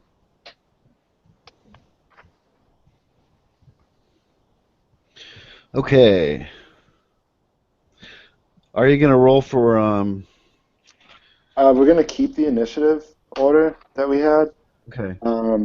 So Are you gonna roll damage for Austin or whatever? I don't know enough of his stats in order to do that.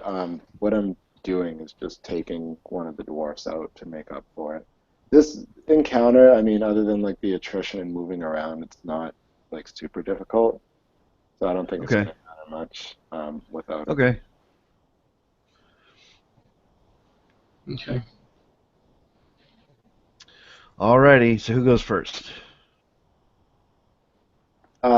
That will be you. Okay. Are any of these guys damaged? Um, the one um, that just swung at Garrett was the one that you shot in the back when he was running down the corridor. Okay. And one of the crossbowers has also been hit. Okay. I'm gonna attack the guy that's already been damaged. Okay. I kind of want to, if I can, like, generally the way I want to fight is to keep a distance between me and the attackers generally, because I'm Right. using a ranged weapon. So that's kind of how I Yeah. try not Yeah. to do it point blank. Well, I But mean, anyway, well, the thing, like Garrett's now inside a doorway, with this guy around the corner right next to the door, and you're outside of the doorway, so your best angle is still gonna give him some obscurity. okay. So I don't exactly know the. This is kind of like partial cover. Yeah. Well, he's got at least like 50% covered. Okay, well, I'll do my best to hit him. So I get 2 attacks. So one is a 25, All right. and then one's a 19. So those are both hit. Okay. And so I also get the Colossus Slayer with that, right? Yeah. Okay. I don't add my bonus to the Colossal Slayer, do I? No. So you just add your Okay. dex bonus like per attack. Okay. So let's do this.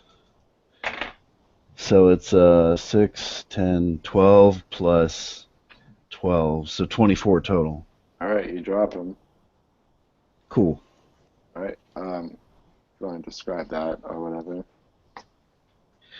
I shoot the guy in the neck, and he gives his last gurgle as he falls to the floor in a pool of blood. Okay. So now there's two more, both with crossbows, standing about halfway into a room. From where you're standing, Garrett, from where you guys are standing, you can basically make out there's this large area. What you see is like weapons racks, all like broken and strewed around, parts of armor. Um, so just really like it looks like the place was just completely wrecked. There's blood everywhere again. Um, from where you can see, that's about it. There's these two dwarves standing pretty much right in the middle of it, aiming at you guys. Currently, stringing their crossbows, and one of them manages to load it and fires at Garrett just because he's still the closest one in range. For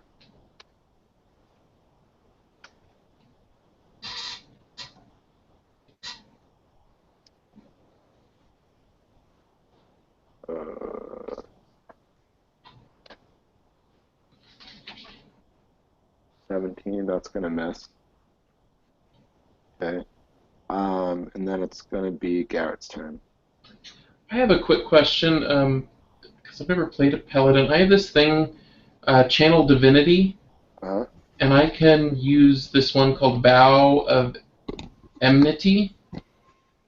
Am I allowed to use Channel Divinity as much as I want?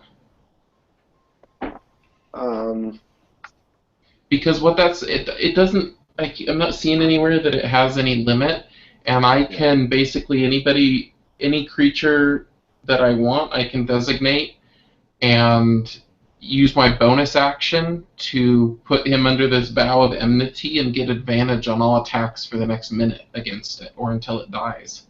um, pretty sure. Yeah, I mean, if there's no rules, when you use your challenge ability, you choose which option. You must then finish a short or long rest to use it again. So you can use it once. Oh, okay. I didn't Or see that. rest. Okay, never mind then. I'm not gonna use it. I'm just gonna run up to those guys and attack the one that just shot me Okay. twice. All right, so one of them is like severely wounded, and the other one seems fine. Oh, well, I'll attack the one that's wounded first and Okay. try to finish him off. That also happens to be the one that just shot at you. Good. So that's going to be 28. That hits. What's your attack bonus modifier, like to your damage? My damage bonus is 4. Yeah, all right, so he's dead. Okay, and then I'm going to attack the other one. Okay. And that's going to be a 26. Dang. Oh, good. Double hit.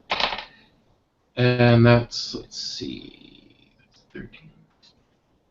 17 points of damage, and 8 of it is radiant. Okay.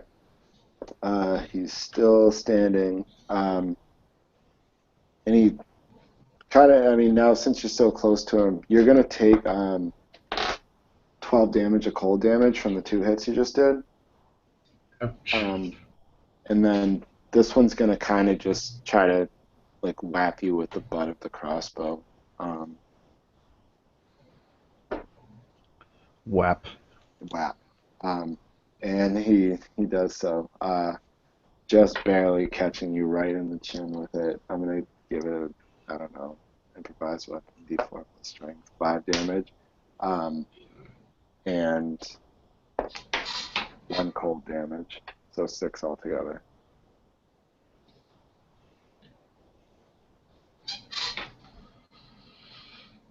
Whittling me down. And now How you doing on hit points? I've got 92 left. All right, it's one shoe's turn. Okay, how many's left? Just the one he just hit, and he did Okay. pretty good damage to it. Okay, I'll attack him again. All right. Okay, so natural 20 and a 19. 19 Okay. plus Um, well, does that hit? yeah, it hits. What's your dex modifier? 5 plus 5. 5. Okay, so you're gonna drop them with those attacks. Okay. Yeah. All right. Victory. Cool. All right. So, looking around the room now, you see, like I said, weapons, armor. On the north-facing wall, um, there's there seems to be the octagram of the host, but it's been completely vandalized, and now the sign of the mockery is is painted over it in the rough shape of it. It's pretty big. It's about 30 feet wide and 30 feet tall. Um, and the blood on the weapons seems to be like constantly dripping on the tools and the symbol. Hmm. Looking at that, you see some water trickling out around the edges, next to where the blood, like near where the blood seems to be pooling. Just like it seems almost clear water is coming out as well. Um, to the south, there's a door, a small a small corridor, and then what looked like an adjoining room down in the corner. And directly across from the corridor you entered in, there's another door. This one's made of iron, where the rest have all been wood. Okay. So cross there's a door, and then you said to the south there's a door. To the south, there's a door, a corridor, and a room. Oh, really? A room? Yeah. Hmm. I mean, from the center of the room, you can't really make out what's in there. Is there anything else cool in this room? Like if we search for stuff? Just on the bodies of the dwarves, you'll find more gems. Okay. All of them seem to be pretty valuable. Okay. We get gems. There's a total of 11 of them, different kinds. Okay, 11 gems. I'll write that down. Okay, what's in the room that's to the south? Um, all right, so getting closer to it, it looks like a kitchen. There's shelves. Um, the there's like a cabinet. There's some containers on the shelves holding different things. The floor seems to be like partially collapsed a little bit. There's holes in the. It looks a little unsturdy. Um, yeah, There's holes in the.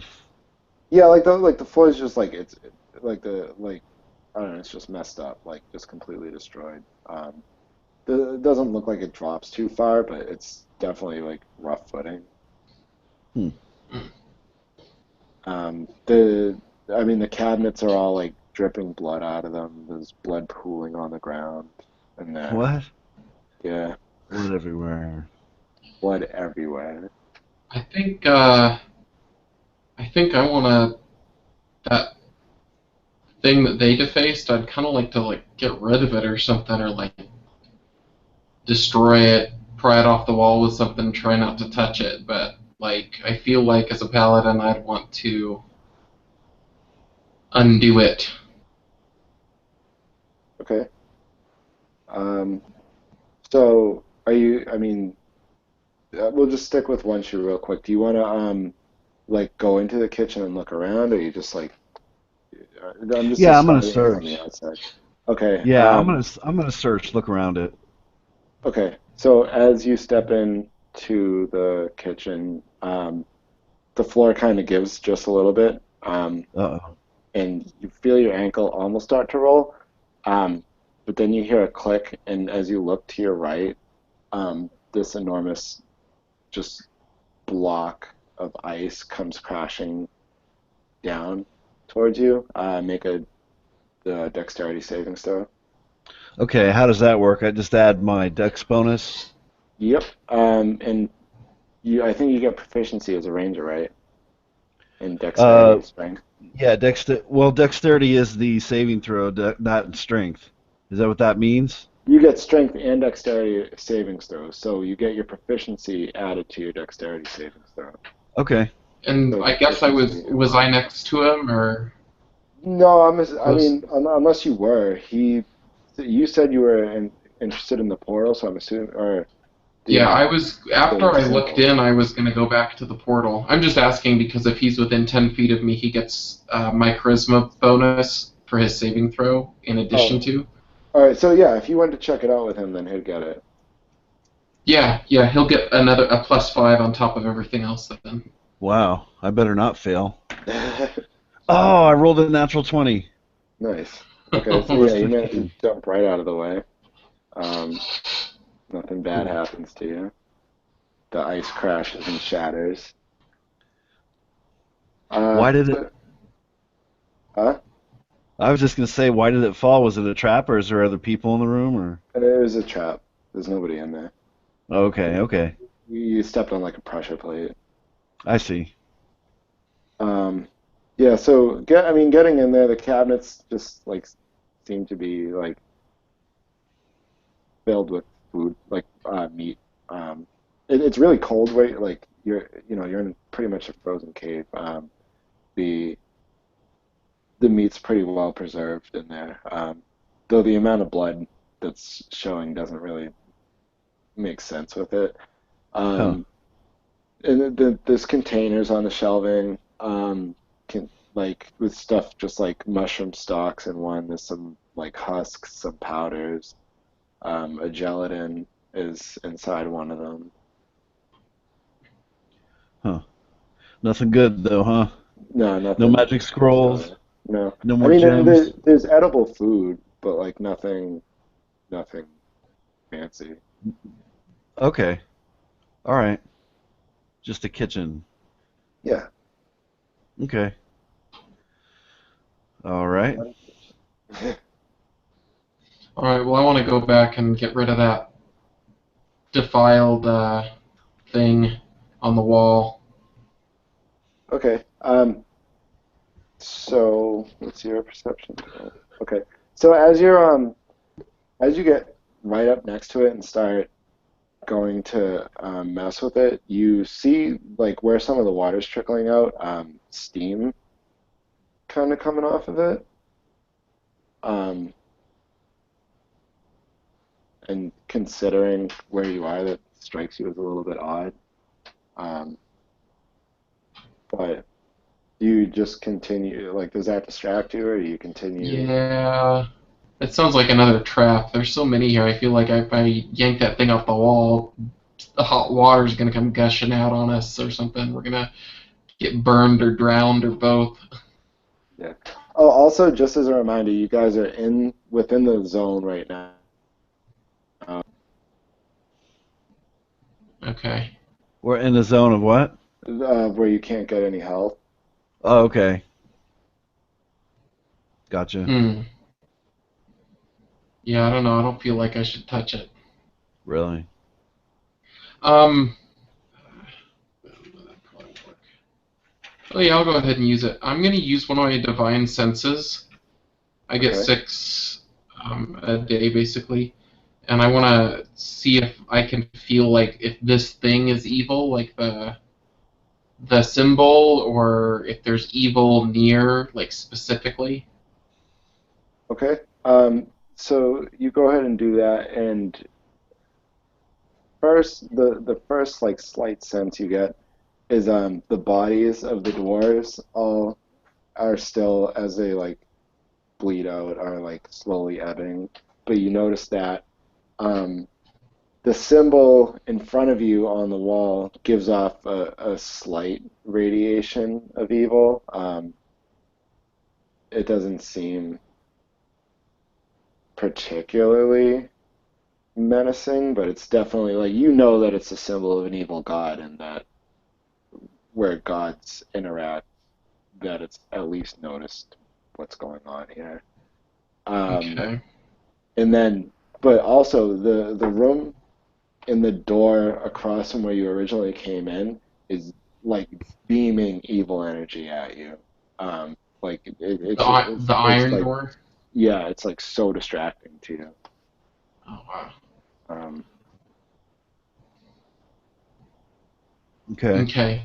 So I tell my compadre that behind that door there's something really bad. I can feel it. Wow. Like I can't. Like it's almost overpowering where I can't sense other things. And you would know because we've been adventuring for a while that I can. I can sense that kind of stuff. I can tell. Okay. And so I think you probably know that about me. All right. Like I don't know. I don't even know if I want to go through there. Really? Yeah, like that would be my last choice. We might want to check the other way. And Okay. So you said, okay, so on the south wall is you said another corridor, right? And a door. and a door. So I'm assuming that door is like a closet or something. Um, I don't know. Make a. Is there dungeoneering or something like still like that? I don't have it if there is. I don't know. Make an insight roll. That's in wisdom. Okay. Which is if you have insight, you get the proficiency bonus too, right? Right. Okay. So, oh, well, I thought it was a 1. It's a 7 plus 8, so that's 15. Okay. So just judging by the size of the dungeon and having spent some time here, you fairly certain that that is the door that leads into the entrance room, the locked door Okay. that you guys That's what I didn't thought too. go through. Okay. Okay, so we got that. So then there's the metal door and the corridor. Right. I say we try all other possibilities other than that metal door first. Okay. Okay, so I guess it's the corridor. All right. I'm just gonna save some time here.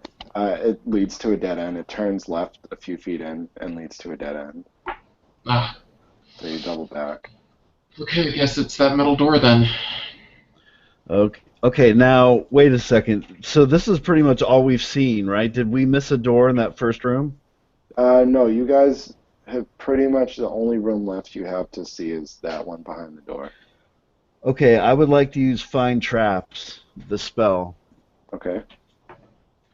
And do you know how that works? No, but I'm assuming that it has a radius. Yeah, it's got like a basically line of sight within 120 feet, anything that's in line of sight, and it basically tells you that there's a trap there, but I don't think it tells you what kind. But I think it says it tells. Actually, I think it says it tells you the nature of the trap, whatever that means. The nature of So the like danger of the a trap. okay, so like magical or like a pit Yeah, let me trap, see. whatever. No, yeah, all right, so I got it. So the only thing that you notice, standing in the center of the room, is that pressure plate in the kitchen. You don't see anything at that door. Oh, really? Okay. Yeah. Okay, so it's not trapped. Right. It's also It's not just there's locked. something really bad back. Okay, so that thing on the wall's not trapped either. Right. It's okay. So I read the find trap thing, and it says that it will detect anything that's like an unexpected dangerous event if it's messed with. So he didn't sense anything on that Oh, thing on the wall. okay. So that you get some feeling from that symbol then.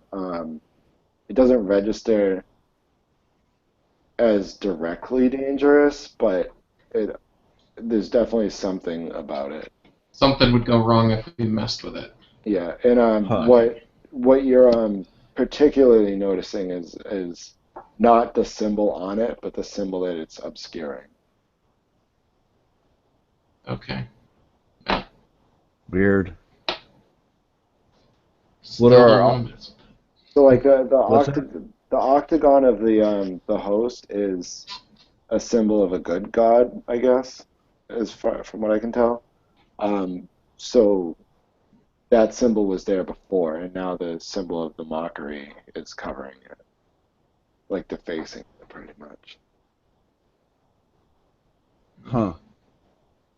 I wonder if that's tied to what's in the room past the door. I want to listen at the door too, or can we both listen at the metal door? Oh yeah, um, go for it. Oh, never mind. 17 for me. Okay, I rolled. I got an 8 altogether. all right. Y- uh, Garrett, you hear like a faint like clinking, um, every once in a while. Nothing that um registers as anything like moving around or breathing or So hiding. like a metal on metal or something, or Yeah, yeah. hmm? I Huh. pass it on, but I don't see. We don't really have any other option. I want to try something if I can, if we can. Okay. Um, can we have like Garrett just open the door real quick and jump to the side, and I'm just gonna shoot across.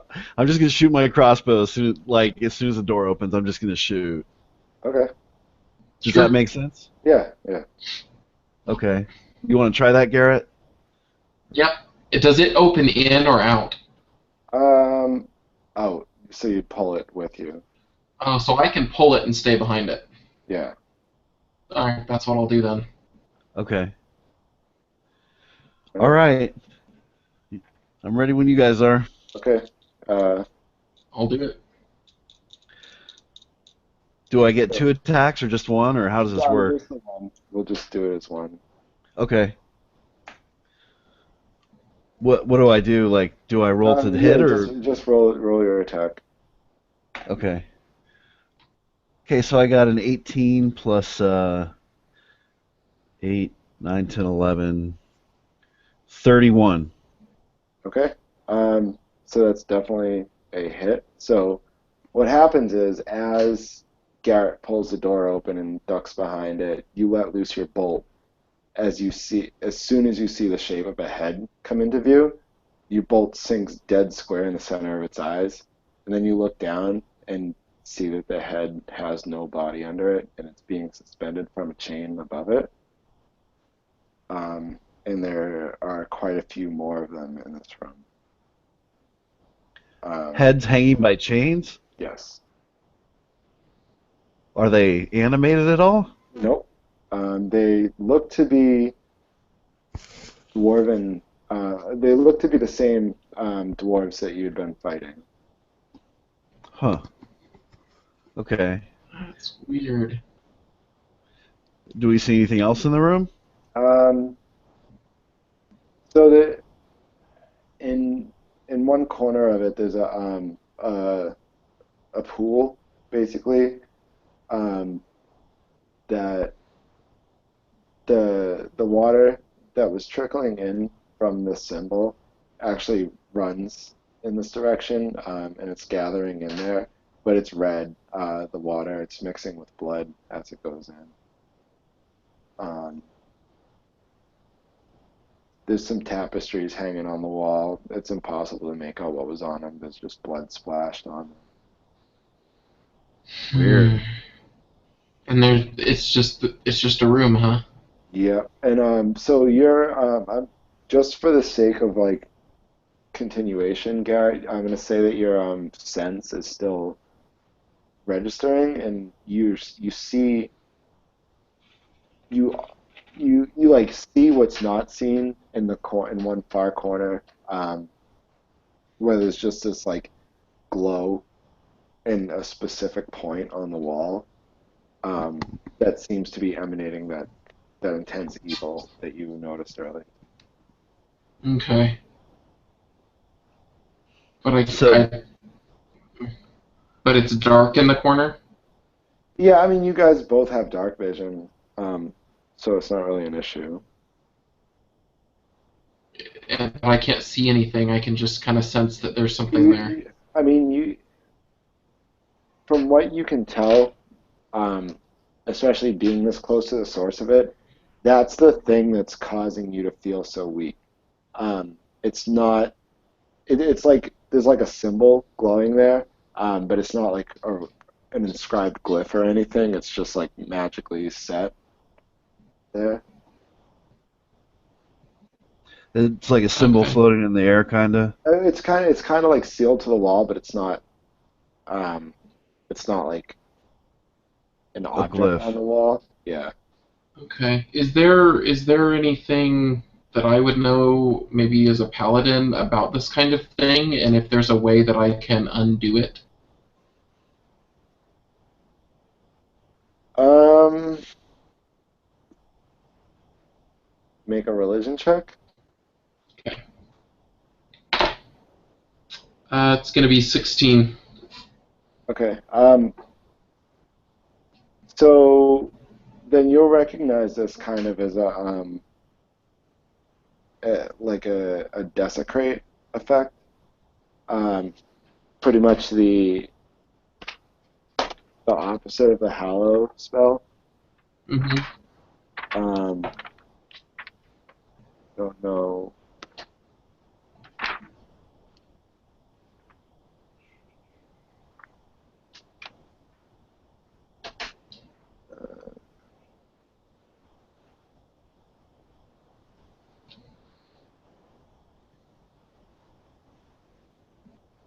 So like, if you have hallow, I don't know whether or not you do. Um, I don't have it prepared. Is that a paladin spell? I'll look at the list. I've got it right here next to me. it's a fifth level spell. I don't Oh yeah, know I if you don't. have access to those. Okay. No, that's the highest level spell I get, and that's not one I even have access to.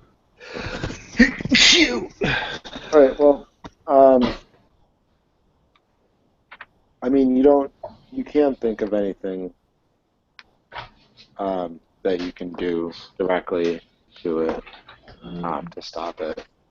It doesn't seem to be. It's not hurting you per se, but it's stopping you from healing. Huh. What happens if we? Can I like shoot a crossbow bolt at it to see what happens? Yeah. Okay, I'm gonna try that. Okay. Um, I'm just gonna assume you hit it in the right spot. Now, Garrett would have had to point to the spot because it's not registering to you. Oh, Um, okay. one shoot, but either way, you would have hit it, and Garrett would have sent it like blink really quick, but nothing really happened to it. Hmm. Hmm. So what do you think?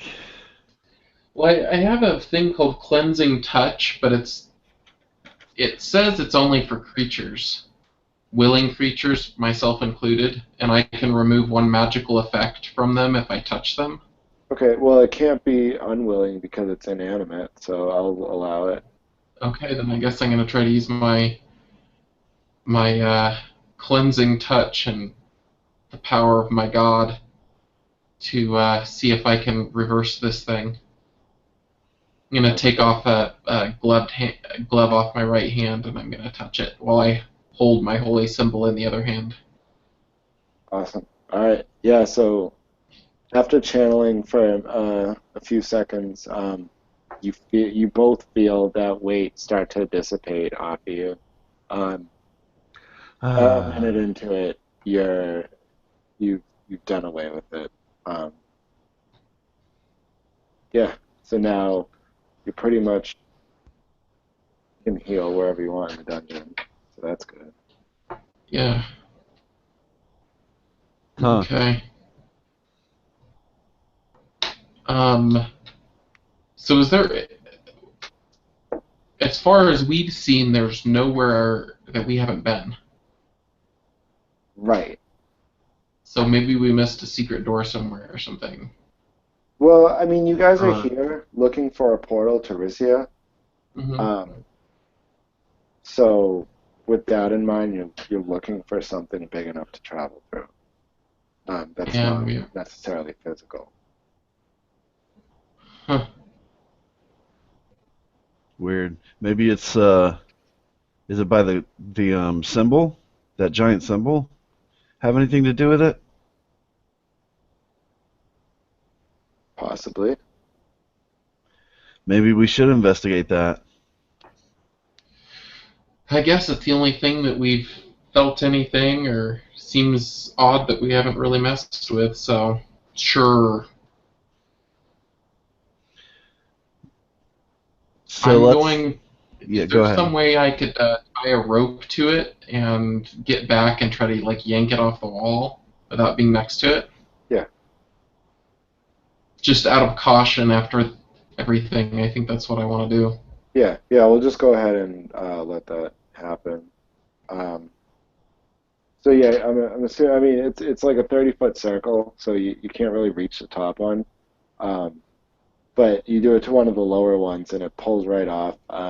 You see the symbol underneath pulse once as you do that, and there's four more pieces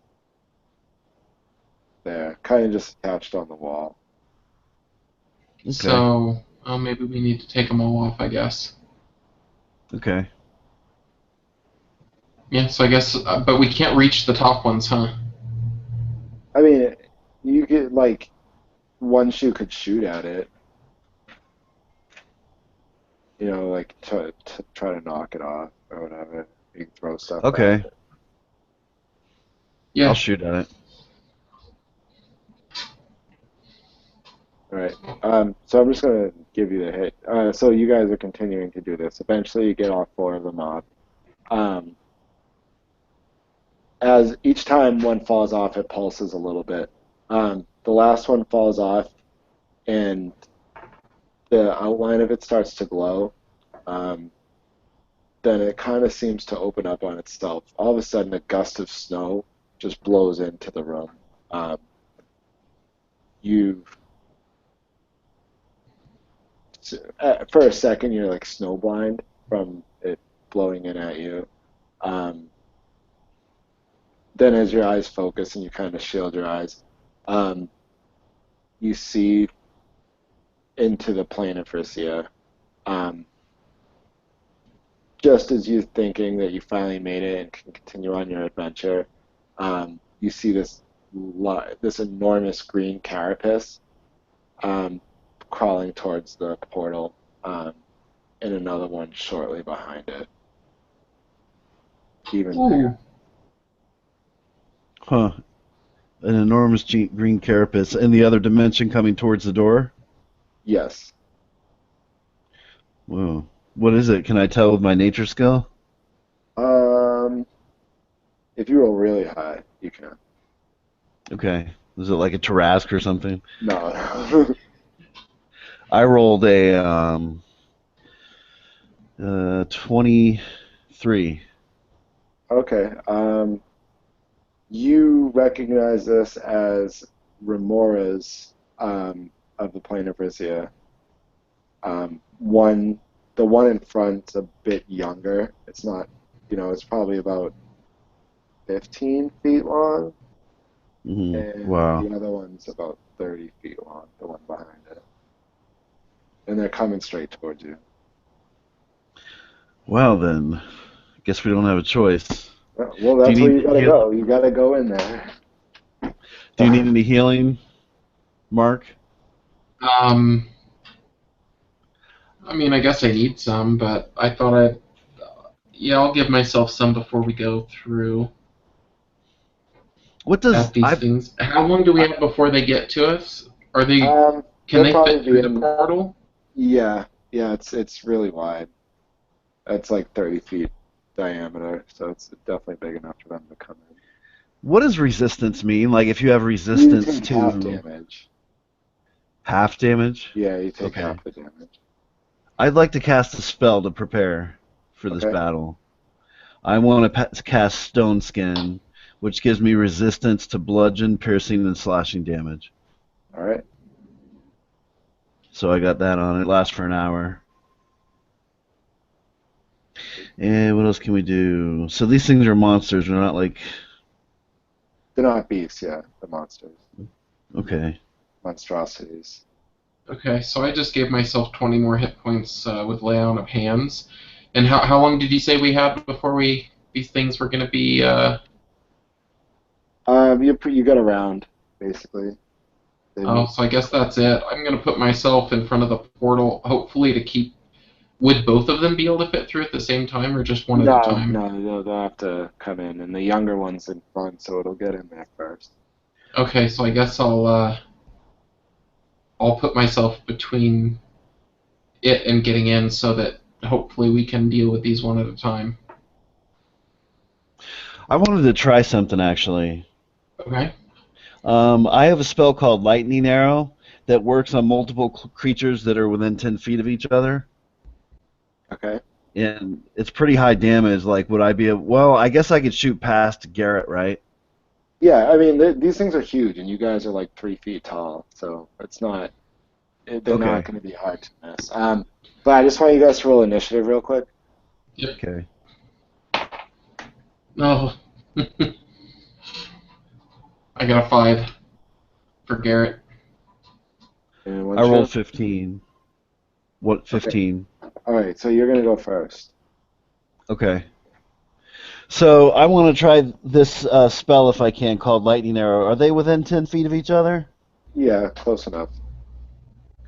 Okay, how many of these do I have? Let me see. Third level spells, I have 3. Okay, so I'm going to shoot Lightning Arrow. I've got a roll to hit, and what happens is it does 4d8 lightning damage on a hit, Right. and then it still takes half damage on a miss. And any creatures within 10 feet of that one have to make a dexterity saving throw, or they basically take damage as long as they're within 10 feet. All right, and they both have to make dex saving throws. Well, no, the one I hit takes lightning damage, and then the one that's close to it has to do a dex saving throw. Okay. Oh, okay. So So, you rolled a hit, and if you miss, you still do half damage. right. Okay. All right. So here's my first roll with that lightning arrow, Okay. which I rolled 10 plus 10 plus I forget now, 10 plus 13, 23. Okay. So that'll hit. Okay, so that'll do 48 damage. Let me roll that. Yeah. And I succeeded on the savings throw with the other one. Okay, which it'll take half damage of 2d8.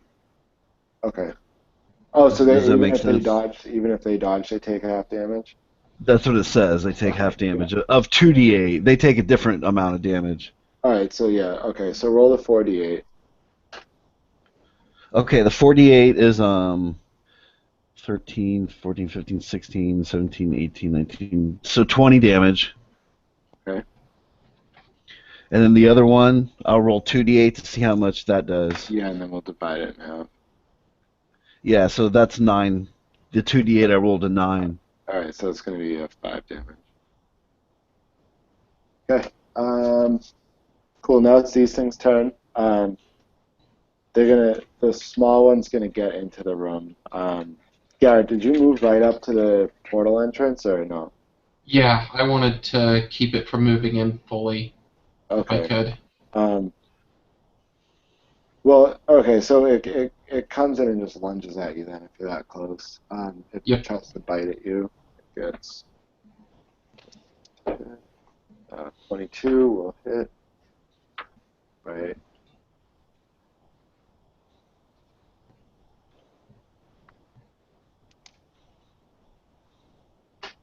And you have resistance to basically physical attacks, right? Me? Yes. Yeah. Oh. I cast Stone Skin to begin with. Oh, that's On... Yeah, not on me. okay. All right, so you're gonna take 5 piercing damage and 7 fire damage.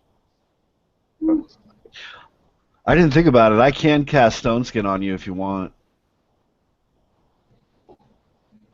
Yeah, I might as well do that. What next round? I'm going to do that. Okay. So now the bigger one starts trying to squeeze in. It can't quite make it on the ground, but it reaches its head in through the top of the portal and turns sideways and starts crawling up the wall.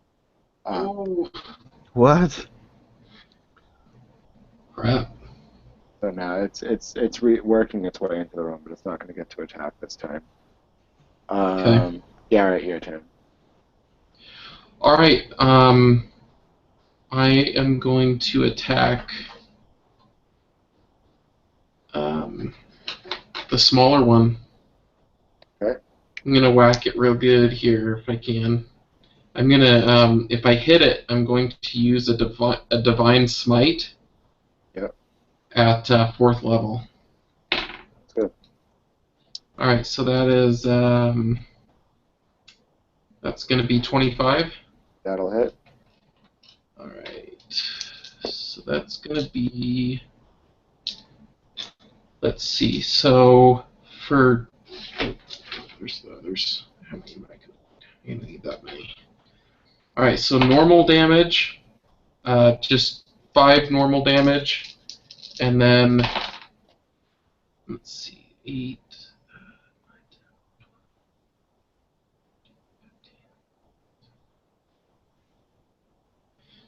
20 radiant damage. So 25 altogether.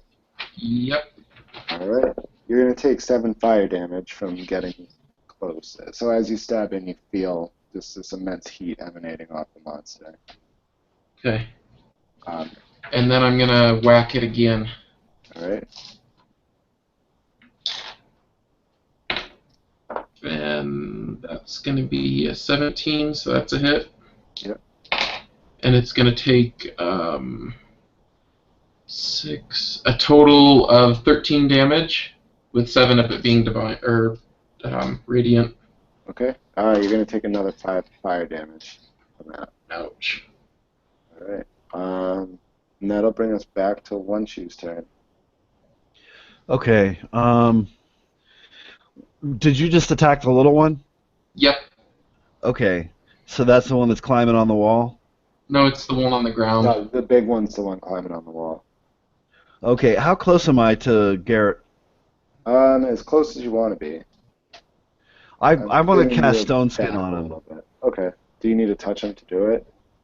I think so. I don't even know. I think it's a touch attack. A touch. Okay. Well, if you do, that's just including your move action in the spell.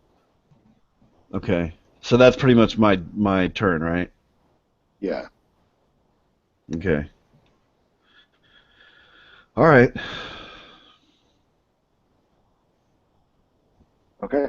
Well, so this big one manages to wheel most of its body into the room.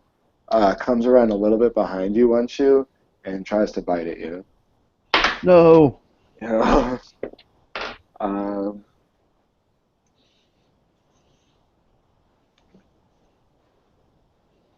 16. Your armor class is 17. It misses.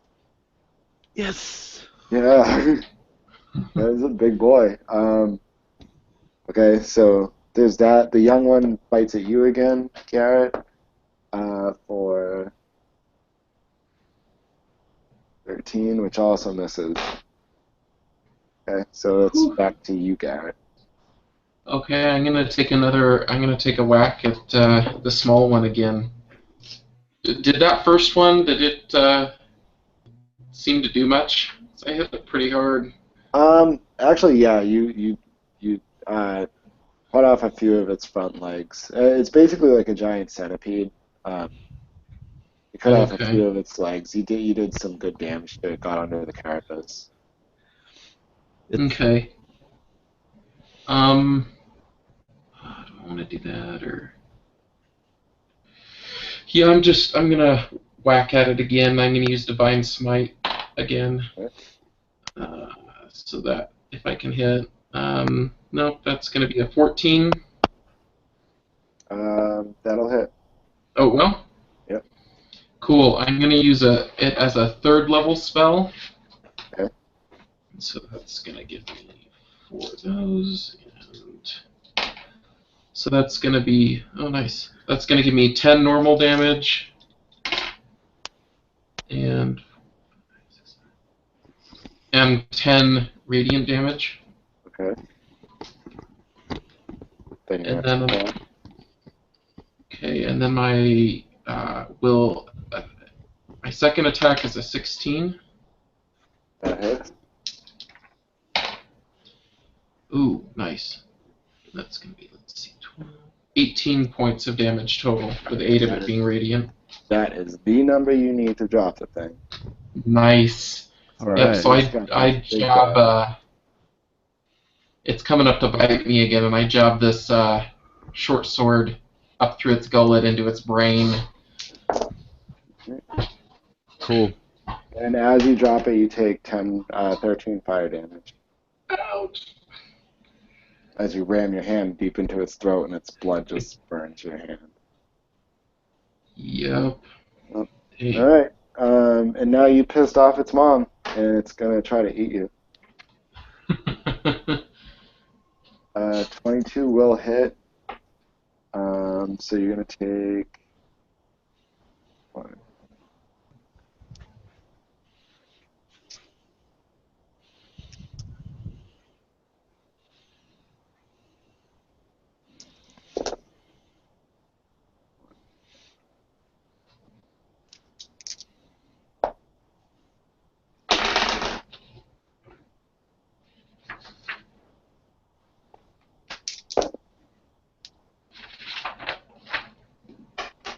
Uh, 37 damage.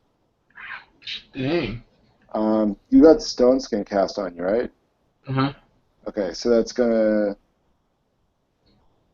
So 5 of it was fire damage, so you're only gonna take 21 total.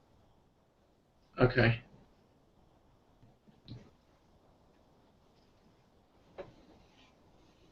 Down to 54. And now you're grappled by it. So it bit down on you, clamped up, and kind of picked you up in the air. Okay. All right.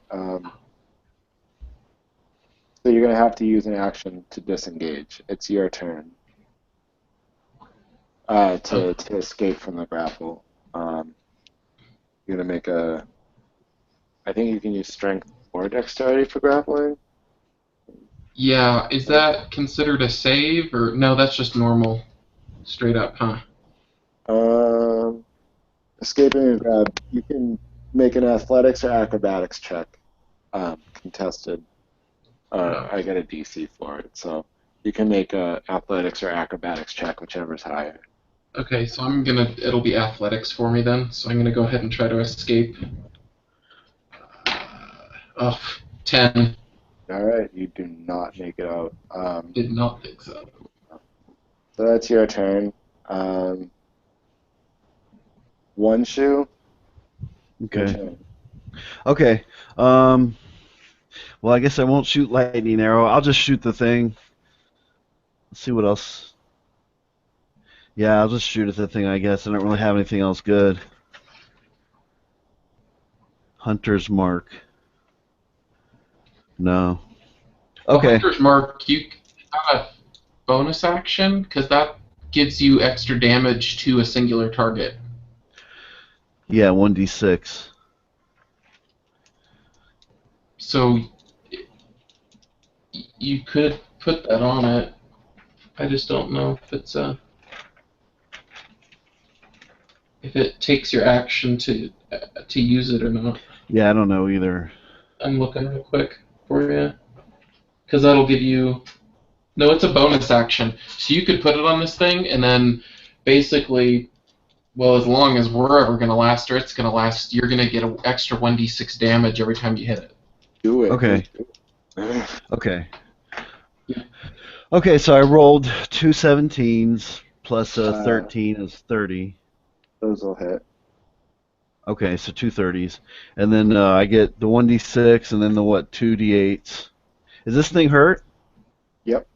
So you get another It's D8. was it hurt before I attacked it? Oh, so I get another one? Yeah, your lightning hit it. Okay, that's 3, and then the 6-sided die. Let me get a good 6-sided die going. Okay, let's see.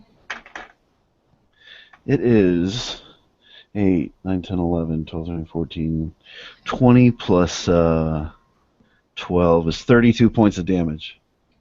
All right. Ooh. Smacked it. Damn. All right. Okay. As a reaction to that, it kind of throws its head back, chomps down on Garrett, and tries to swallow him. What? This is Ramoraz. Okay. I just looked that's, up a picture of these things. Yeah, they're brutal looking. Yeah. All right, so it managed to not hit. So I think what happens is you just stay grappled and nothing bad happens. Okay. It just tries to swallow me, but I managed to hang on, I guess. You're still gonna take 10 fire damage just from touching it. Oh, man. Alright. And it's gonna be your turn, so you can try to escape again. Yeah, I'm going to try to escape and hope it doesn't grapple me again. I need to get a spell off.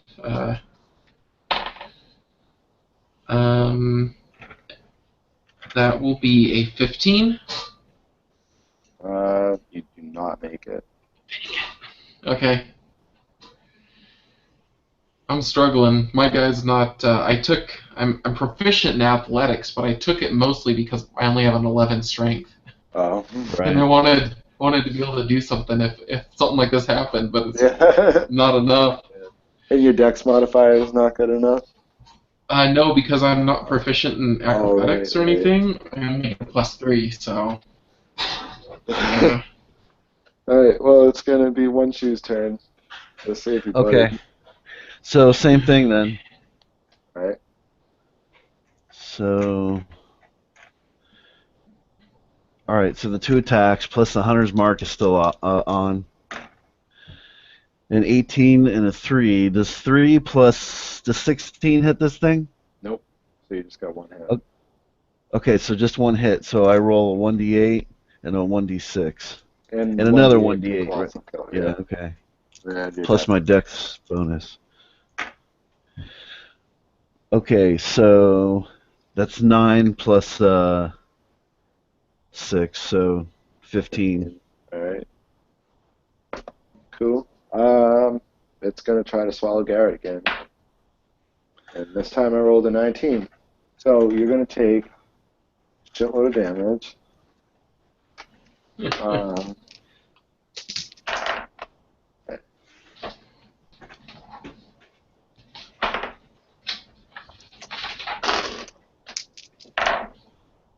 Alright, so you're gonna take 12 piercing damage and then another 5 fire damage. That's already including your resistance, so it's 17 total. Okay. And now you're swallowed. You're now blind and restrained. You have total cover against attacks and other effects outside of the Remoras.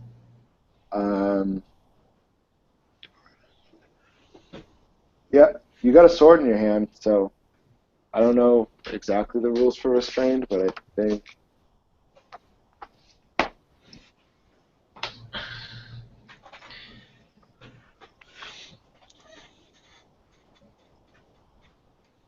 Okay, so you can attack with disadvantage right now. Yeah, except my hit points are getting pretty low, and if I don't do something, I'm sure being in the belly of this beast, I'm not going to last long. Right. Um, It's your turn. so attacking, does that give me a chance to cut my way out, or... Well, you can do damage to it from the inside. It's your only option for survival. I'll say that. Yeah, I just don't know how much damage it's going to do to me while I'm down there, so I'm like, should I spend a round using my last hit points with lay on of hands, or do I start cutting this thing from the inside?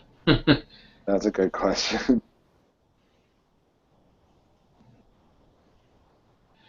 So am I gonna? I'm not like drowning or anything, right? No, no, you're just blind and restrained. You're in its stomach, Okay. so You know what? I'm gonna go ahead and use the rest of my lay on of hands and give myself 20 back, okay. and start cutting on it next turn. All right. Your turn. One shoot. Okay, I'll save you. Good barrel. So I'm going to do the same thing then, because that's probably my best option for damage. Okay, so I rolled a 26 and a 25. All right, those will both hit. Okay, so 1d8, 1d8, 1d8, and then 6, right? Okay, Yep. let's see.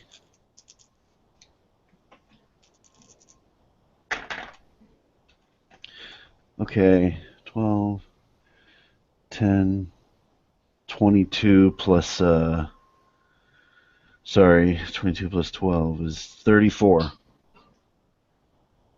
Okay. Okay. This thing's definitely taken a good amount of damage now. I think a couple more hits like that might do it. Now it's the Remora's turn. Garrett, you're gonna take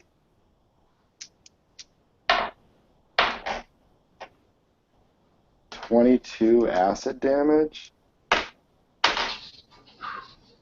and it's gonna try to eat one shoe. No, So it hit. no. It's gonna do.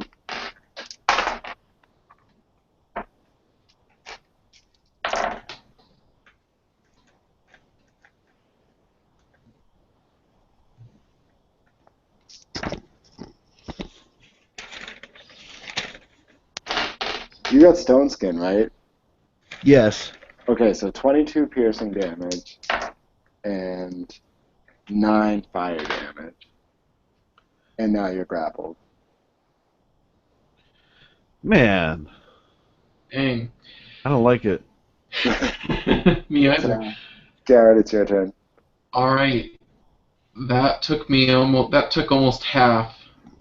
I'm gonna hope that it doesn't kill me next turn, and I'll be able to cast the spell, and I'm gonna go at this thing with my sword. But the first thing I'm gonna do is, as a bonus action, use Vow of Enmity, Okay? and that will give me advantage on attack. So that should basically negate the Yeah, disadvantage, and I'll should say that make just negate. negates it. Yeah. Yeah. So I'm gonna use Divine Smite if I can hit it. Oh yeah, that's a 28. That hits. And I'm going to use level 3 slots, so that's going to get that and that. And so that's going to be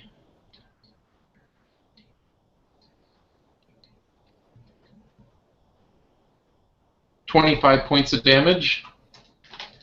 Okay? Can I use Divine Smite on every attack? Or...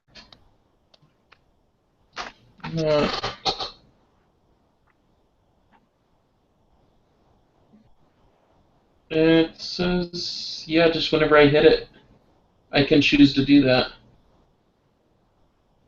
Yep. as long as I have spell slots. Okay. Sounds So good. I'm gonna whack it. I'm gonna slice into it again. Hopefully here. Yep, and that's gonna be a 22. That'll hit. And I'm gonna use another level 3, which will see that'll be 16.